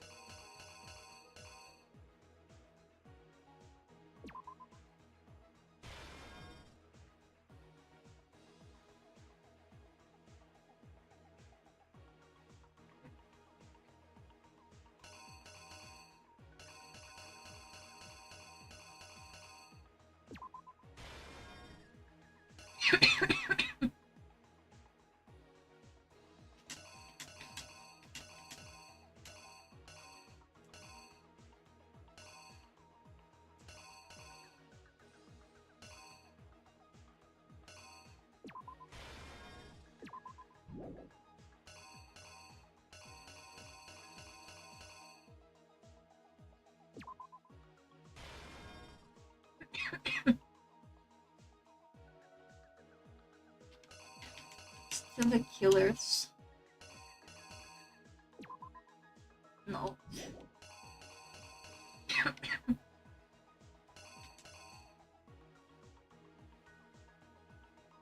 What was this?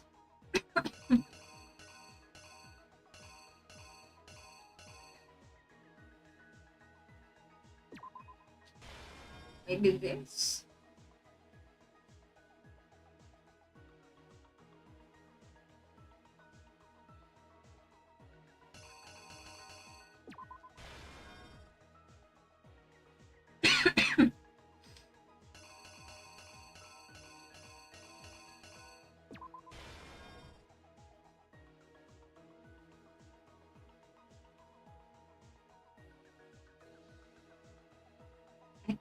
Five.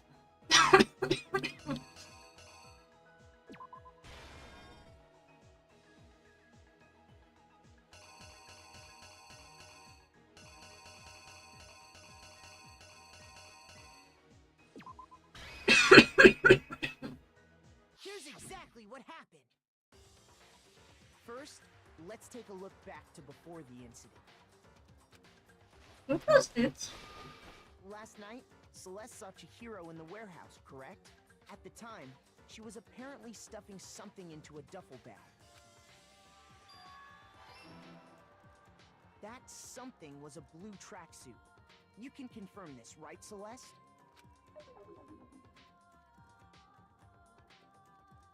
With bag in hand, Chihiro headed out, even though it was officially nighttime. She made her way to the locker room, specifically the boys' locker room. But how could the victim, who is apparently a girl, access the boys' locker room? Simple, because she was really a he, which is why he was able to use his own e-handbook to gain entrance to the boys' locker room. Once inside, he met with someone there, and the person he met was the one who killed him.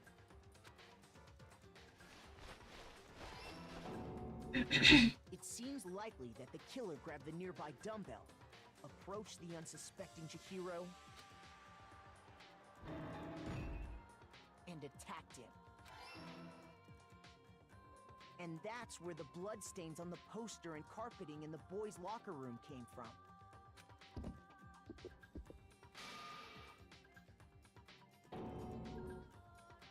It was likely in the heat of the moment. The body was arranged, but the murder itself felt unplanned.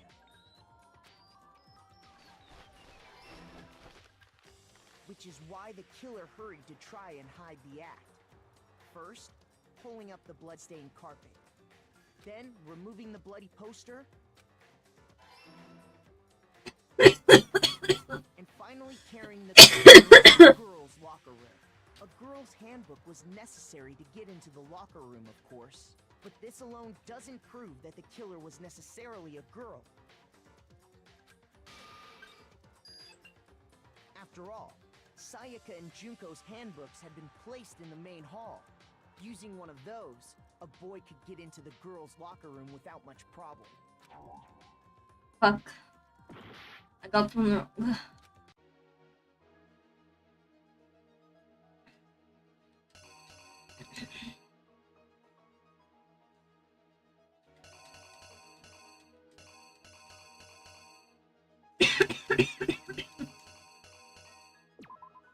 Maybe this? Here's exactly what happened. After all, Sayaka and Junko's handbooks had been placed in the main hall. Using one of those, a boy could get into the girls' locker room without much problem. Okay. And that's exactly how the killer did it. With the carpet and the poster they brought with them, they got to work. They changed the layout of the boys' and girls' locker room in what you might call a crime scene switch. That could have been the end of things. No. Byakuya discovered the body and decided to intervene in the situation, making things even more complicated. Why? Because he's Byakuya. So, after stumbling on the crime scene, he went and grabbed the extension cord from the library, and then he got to work. Like I said, I love him and hate him. He used the cord to string up Chihiro's lifeless body.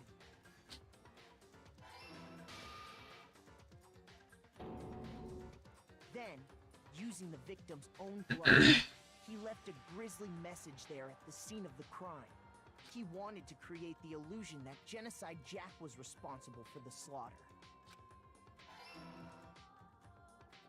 And around the same time that Byakuya was putting together this facade, the killer, having already disposed of Chihiro's bag and other belongings, arrived at the sauna.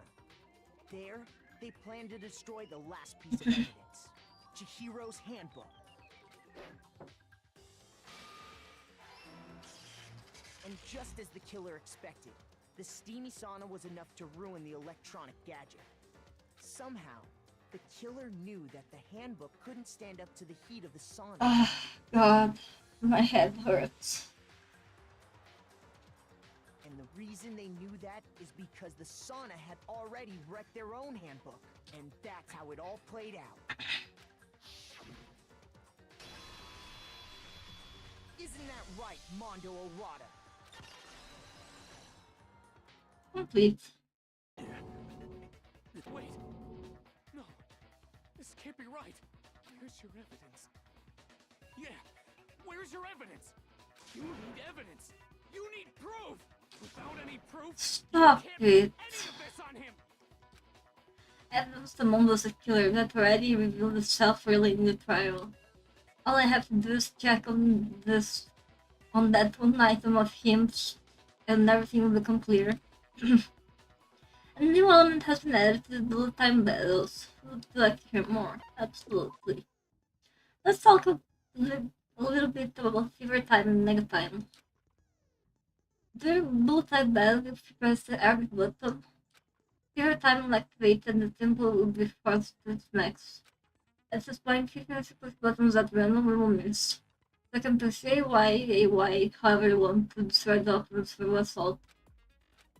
This zone lasts until focus guidance runs out, so make the best possible use of your time. Of course, it wouldn't be fair if only you got the special time, right? So we've also prepared something called Nega Time that your opponent can use. If the opponent activates Nega Time during the bullet time battle, your tempo marker will disappear, making it quite a bit closer to hit the buttons in rhythm. If you were to activate fear time at this point... No, never mind, I'm sure nothing would happen. I don't know what else worried about. Unsurprisingly, if your action difficulty stats is gentle, the opponent will use Nega Time. Well then, good luck and have fun. I hate this kind of battles. Show me some evidence. You're wrong. I won't listen. I refute you. False. Show me some evidence. I won't listen. I refuse to vote. Show me some evidence. You're wrong. I won't listen. I refute you. False. Show me some evidence. I won't listen. You're corrupt. I refuse to vote. I refute you. False. You're corrupt. Show me some evidence. I won't listen. Show me some evidence. You're wrong. I won't listen. I refute you. That's strike. Broken handbook. Go ahead and prove contenders on him. This should prove it. I'm saying this like from before the start of this whole thing. Thinking so far is right. Mondo must have replaced his broken handbook with Leon's. I'm saying this like a long time ago. In which case, we can just check each of our handbooks right now.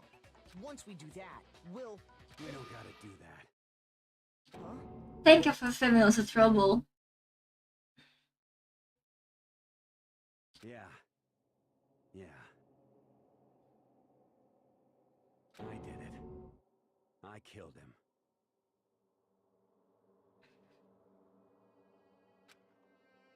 Did I expect him to leave her?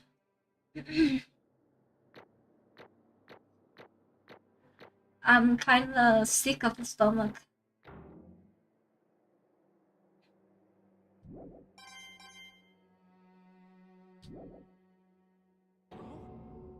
Bro, what are you saying? I got no choice, man. After hearing all that, I gotta just... give up. Go ahead, Monokuma. Get it over with. Ask for the goddamn verdict. Roger that. Wait! Hold on! No waiting, no holding on. Time for the moment we've all been waiting for. Grab your lever and give it a yank! Who will you elect as the Blackened this time around? Will you make the right choice or the dreadfully wrong one?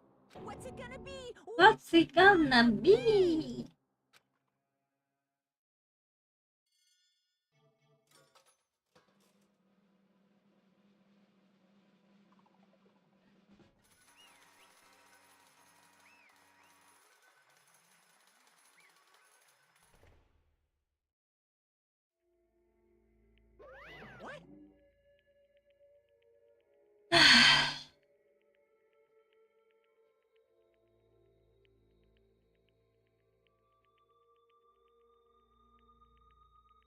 think I'm gonna... No, I'm gonna go through the execution. I'm really tired, but I'm gonna go through the execution. Oh, the sun looks like he got the wrath again. Yes, it's so. The button that kept Chihiro Fuzaki was... Mono Wada! Unbelievable. In case you're wondering, the vote was not unanimous. Kiyotaka chose the wrong ones. You're treading very close to the danger zone, Mr. Ichimaru. You need to be more careful. I refuse to believe it. There's no way he would kill someone. Sorry. What is this? Why are you apologizing? Why? Why? Why? Why did you do it? Now then. Well, it looks like Mom was taking a vow of silence, so I'm going to explain on his behalf. Actually, The story of the murder time is the sad story of two men. Oh, but for anyone who doesn't really want to hear it, you can use the mute button to fast forward the text. Anyway, there was once a young boy. His name was Fuzaki. He had an extreme inferiority complex regarding his own lack of strength. You're so weak even though you're a boy. He'd heard things like that as long as he could remember, and he couldn't overcome his weaknesses. On the contrary, he tried to hide and bury himself further and further into that weakness. To take on the fragile form of a petite young girl. It had chosen that as his way out. Now, nobody will be able to say anything about even though you're a boy. But no matter how tightly he wrapped himself up in the shell, the inferiority complex had already taken root deep inside of him and was not so easily weeded out. As it turned out, the shell was completely empty. The complex didn't disappear. Instead, it only grew stronger and stronger. I'm weak. Weak.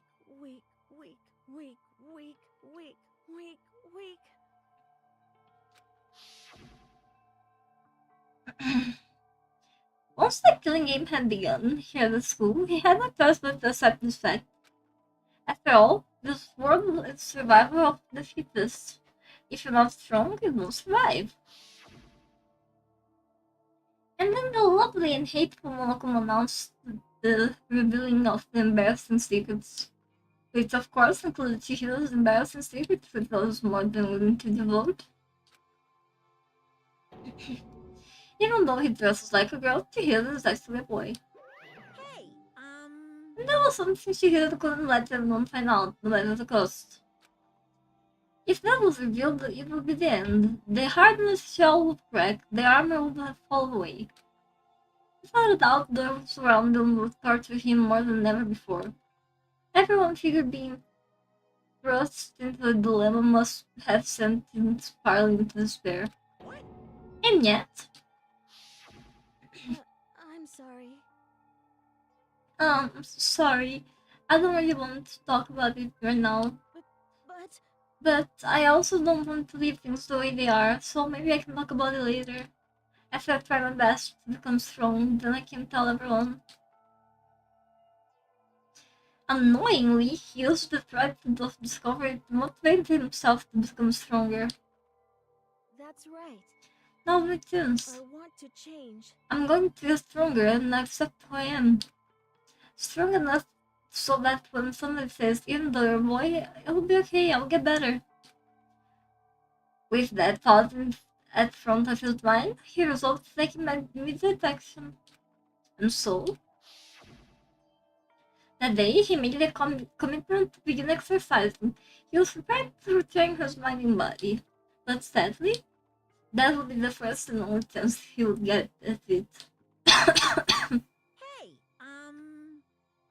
When he decided to start exercising, he thought it would be good to ask for someone's help. But he wanted to tell the person his secret first, and then ask them to help him from there. And the person he went to, Yeah, that's right. it was me. Yep, here it was. The biker gang fella had been painfully clear about how important he had known the promises were. So Chihiro probably figured that even if he confided in Mondo, his honor would make him keep the secret. Plus, Mr. Maxwell Mondo was the very symbol of a strong man that Chihiro has always aspired to. Maybe talking to Mondo about this will help give him some scored. So he went and asked Mondo to help him become strong. That was his aspiration. And he thought that only with Mondo's support would he will ever be able to become closer to that. Correct. So then, that must be why Mondo did what he did, to keep the promise he made to Chihiro. Huh? Did what he did? You mean that's why Mondo carried Chihiro from the boys' locker room to the girls' locker room? Indeed. Yes, that's exactly what I mean. Wasn't that to cover up what he'd done? Certainly. That could have been part of it, but I don't think it was the main reason. The real purpose was to keep the promise between them he made to Chihiro. But how does moving the body keep the secret? Because if everyone knew he'd been killed in the boys' locker room, then everyone would have been arguing about how she got into the boys' locker room, right? Once that started up, at least a few of us had immediately begun to suspect his identity, so he tried to protect Chihiro to the secret by putting him in the girls' locker room and stealing his handbook. See? Then Mondo did all this to keep his promise he made to Chihiro, who he also killed.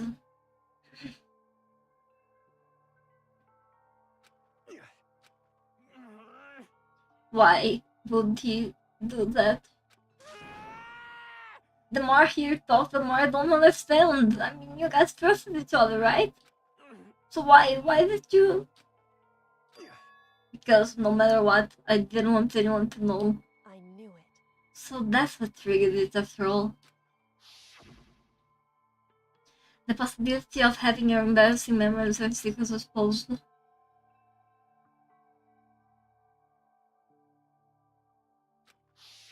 What is this? That's impossible. Nothing could have been that bad. Something he didn't want anyone to know, even if it meant killing someone? It's impossible. Don't make me repeat myself. How many times must I repeat myself? To judge the other by your own standards is the high of folly. Even if you can't comprehend it, he obviously can. That's all there is to it. Well, while we're on subject, why don't I tell you the embarrassing memory, the secret he didn't want anyone to know? Know what Momo did? He killed his own brother.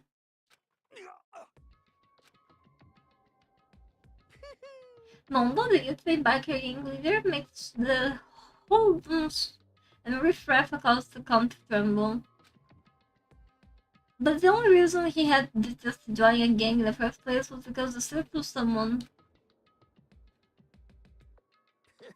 Momo's older brother name was Daya Wada. Momo had nothing but respect for him. It was because of Daya that Momo got in the motorcycle. Momo's brother was his only family growing up. He was the only one Mondo could trust or respect. He wanted to measure up to his big brother, so he imitated him in everything he did. Mondo was the epitome of the starry-eyed kid brother. Meanwhile, the charismatic older brother had put together a local motorcycle gang. And before anyone knew it, it had grown into the biggest biker gang in the country. Daya, the elder brother, number one in the gang, and his number two, his younger brother, Mondo. In the beginning, everything was peaches and gravy. But when Mondo started to think about how he could have take over the game from his brother someday. His brother's greatness, his reputation began to gnaw on Mondo's very soul. The kid's gonna take over for Dia, huh? Dia created his game with his bare hands. Mondo's just along for the ride. Can someone like that really be a leader? All that do make the game go back. Almost every day, Mondo heard the gossip and whispers of the other members of the gang. Which is why I just... I gotta get stronger. Stronger than Dia. Once, just one time. No matter what, I gotta win. Don't fuck with me. I don't care what it takes, I gotta come out on top. And on the night of his amazing brother's retirement ceremony, Mondo challenged him to a street race. But during the race, tragedy struck. The kid brother pushed ahead with reckless abandon, eager for victory, and dashed into oncoming traffic. But suddenly,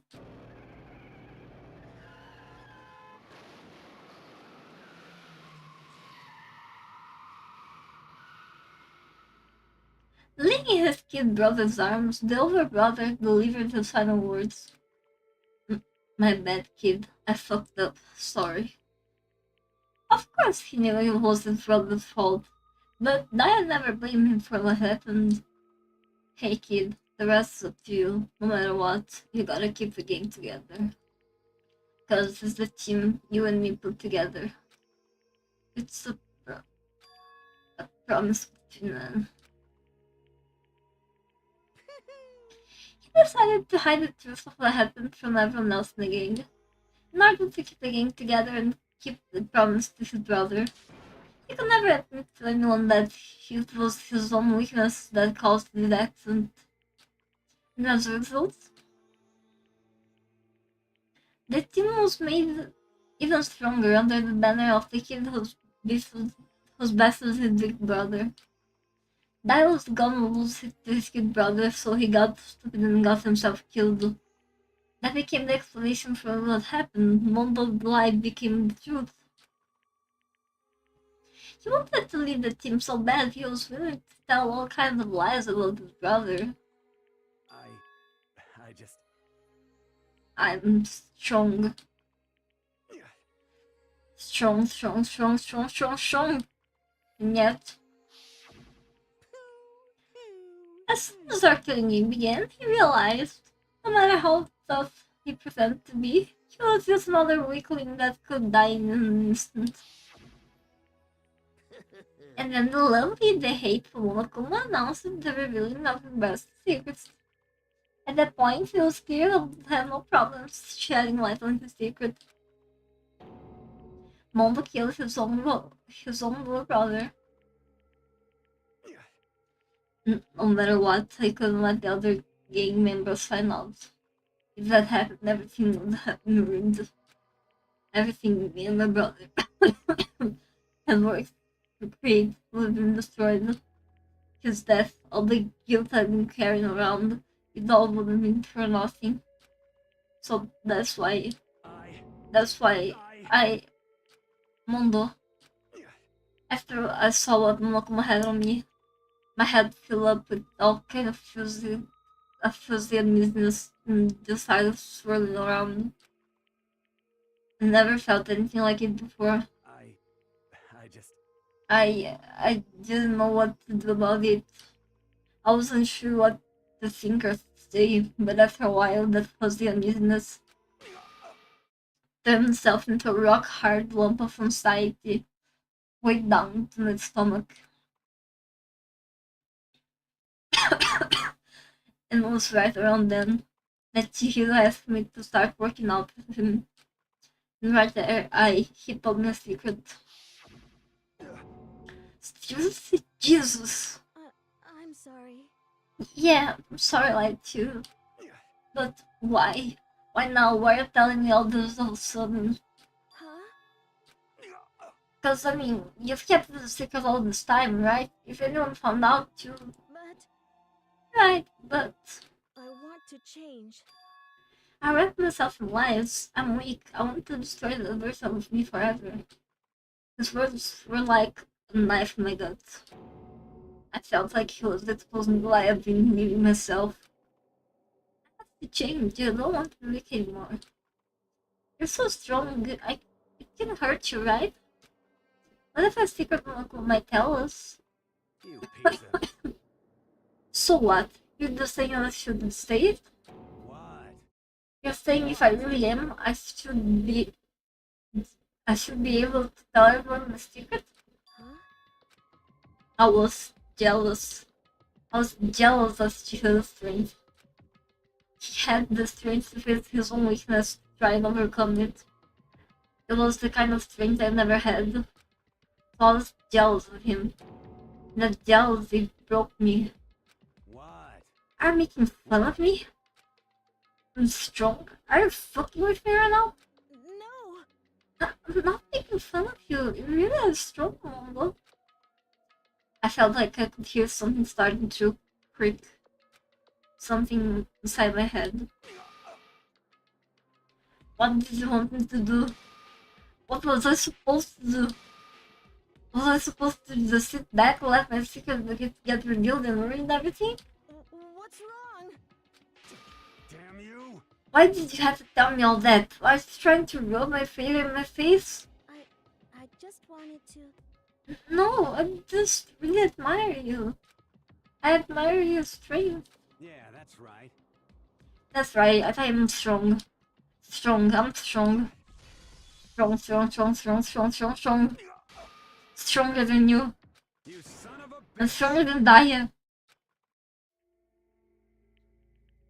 I don't remember anything after that. When I woke up again, he was laying at my feet, covered in blood. I had a dumbbell in my hand and was just staring at him down the ground. Hey. I killed him. I killed Chihiro. Even after all this time, I'm still just as weak as I've always been.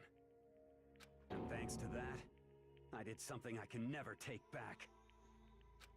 Mondo. He was suddenly so aggressive, so angry. He hid that weak side away from everyone. That was his secret. A weakness like that lived in a heart like his, and it turned him cold-blooded. God damn it. Look at him, you see? They're all just like him. For a secret from the past, for a memory, for that, he killed another living human in cold blood. He couldn't get free of his regrets from the outside world. He doesn't know what truth strength is. So you see hope anywhere in there? Cause I sure don't. You bastard. Just shut up, you son of a bitch. Go ahead, say that again, I dare you. Okay, I'll say it as many times as I want. Is that is what I want to say, but unfortunately, I can't do that right now because the time for punishing is fast approaching. Punishing? It can't be. You mean execution? Well now. That's what I promised you, right? The black knight that stands at peace will be punished. Ridiculous. Hold on. Now then, I've prepared a very special punishment. Now then, I've prepared a very special punishment for Momo Wada, the useless biker game leader. No, wait. Let's give it everything we've got. It's punishment time! I said wait! Sorry, man. I couldn't keep the promise we made. From one man to another.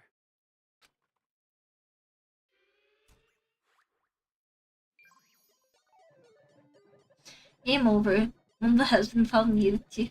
Time for punishment. Oh god. My head.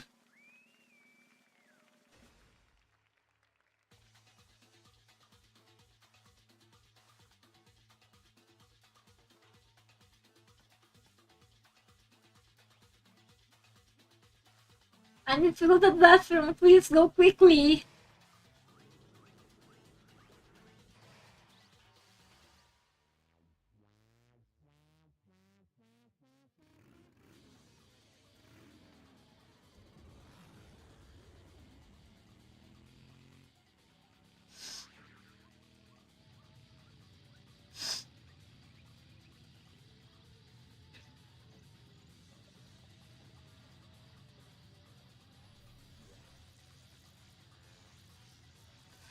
Oh my god, this is giving me headaches.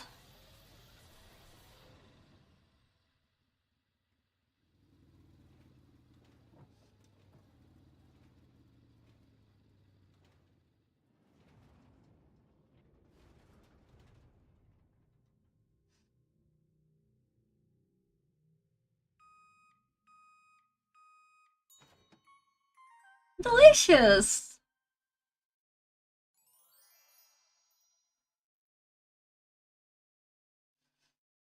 I'll bite.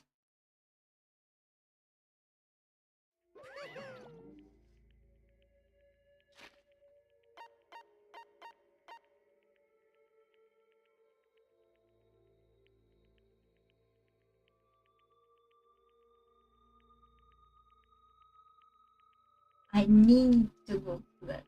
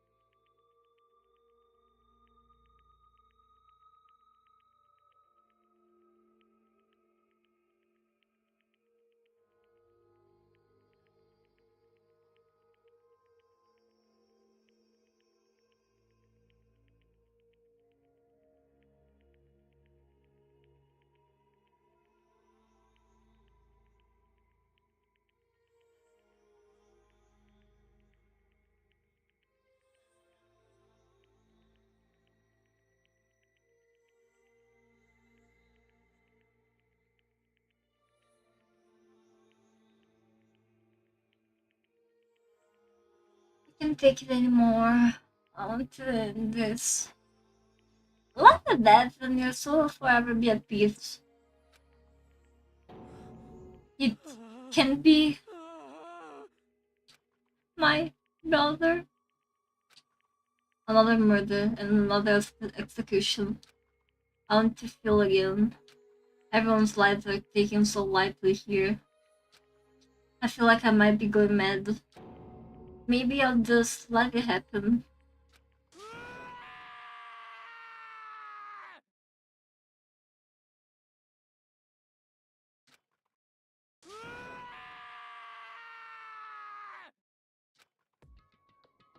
As Taka started screaming invaded our skulls, we were forced to realize once again.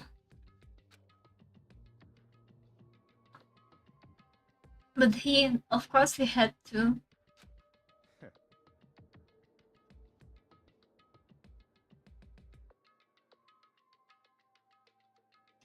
What a disappointment. This is the end of the game. But Byakuya? What is this? You're completely insane, you know that? A game? One of your friends is dead. Do you realize that? Naturally. Of course I do, because this game is life or death. Hey.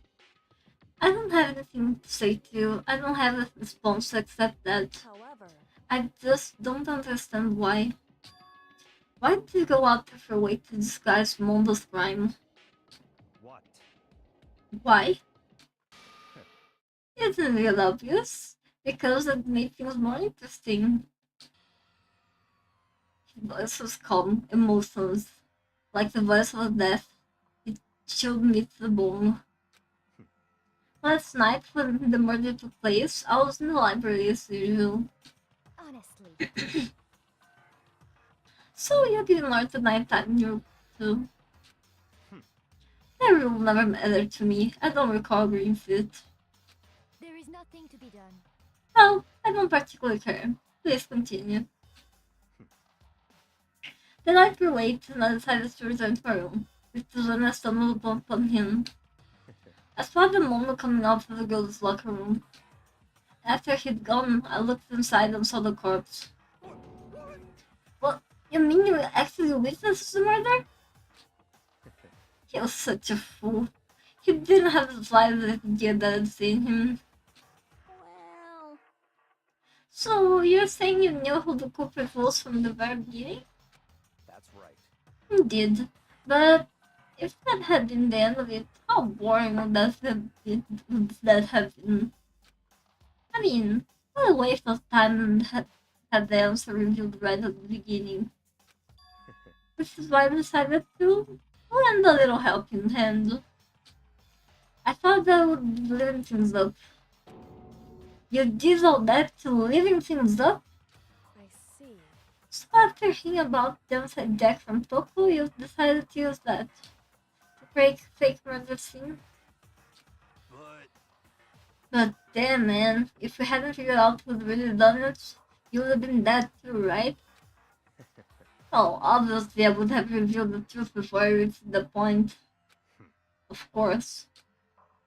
Bianca turned and looked at me in the eye. I could feel his sharp eyes piercing into me. Thanks to a certain remarkable someone that I never did, and I was able to perform an interesting experiment. Once I do decide to become Black Ninja, I know who I'll have to watch out for. Well, Correct.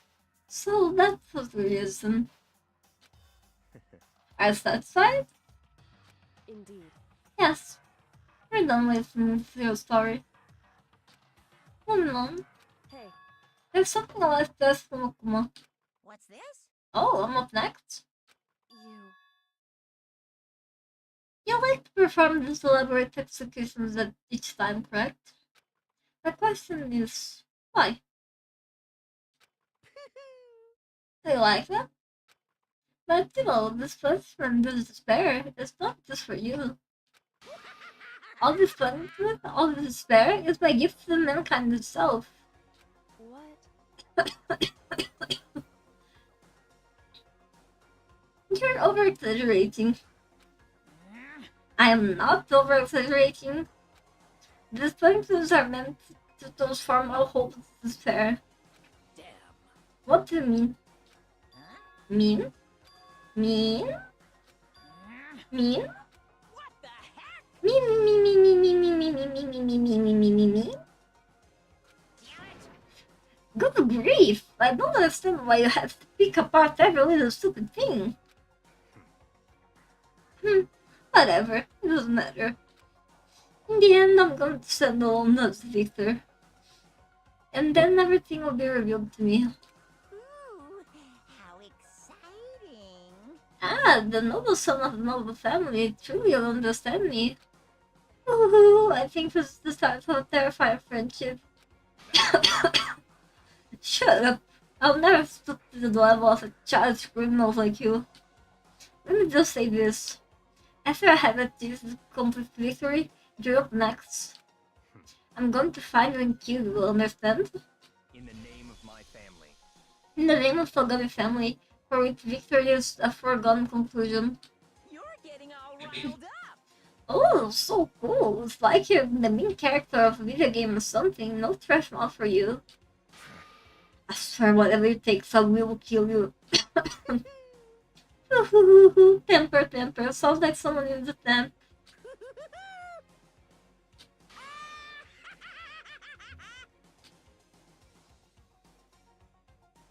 Monokuma's laughter peeled across the courtroom, and the curtain closed on the case of Hironobu. But I knew that it wasn't the end. The killing game would still continue, because the mastermind wouldn't let it end. For those of us who were still alive, our worst fear and despair kept on flying. It was the kind of despair that felt like a blind puppy in hell had more of a future than us. All of courage, our effort, our friendship, it felt like an amounted to nothing at all. It was like it was the worst kind of despair. Well, anyway, like I was saying, this is a pretty good spot. Yeah, a really good spot. Bye. Anyway, isn't it amazing how that girl went and killed someone before things even had a chance to get boring? Once things really get moving, it'll be like a roller coaster. There won't be any stopping it. Fear and despair charge forward at a speed nothing can hope to match. But I must admit, I'm disappointed. I went to all the pain and effort of making you part of the group, and you couldn't play your part. You do remember you were supposed to make the first move, right? Well, no biggie. Nothing we can do about it now. So just do your best to make things more exciting from now on, okay? After all, that's what everyone wants to see. That's one thing I'd like to ask you. As long as you don't want to know my measurements, fire away. Who is it? The 16th high school student, I mean. My, you really took me by surprise there. I'm super denied, ultra denied, demonic denied, because you see, that's my ace in the hole.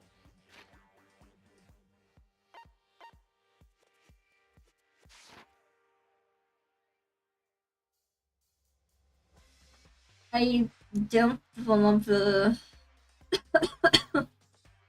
And nobody'd be dumb enough to reveal that, right? No matter how close they were to their friends. I forgot. Okay. I know I said you could ask anything, but...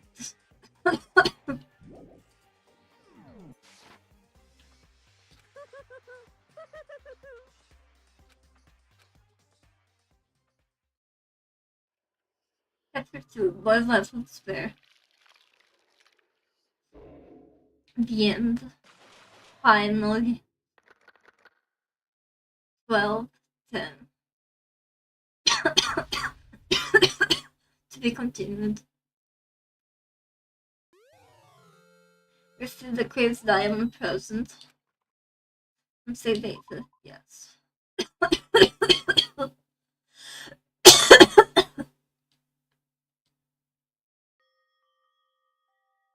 Nope.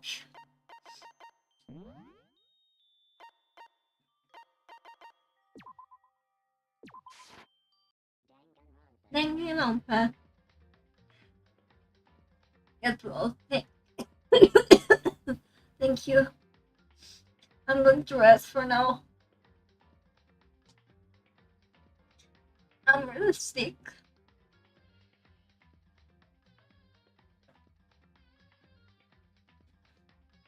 My voice is giving up on me. So I'm gonna have to rest for now.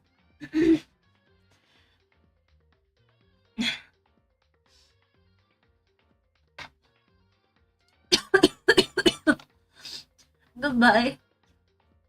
And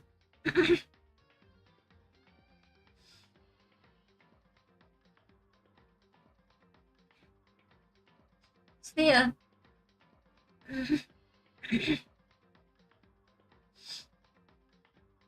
Hope I'll see you again.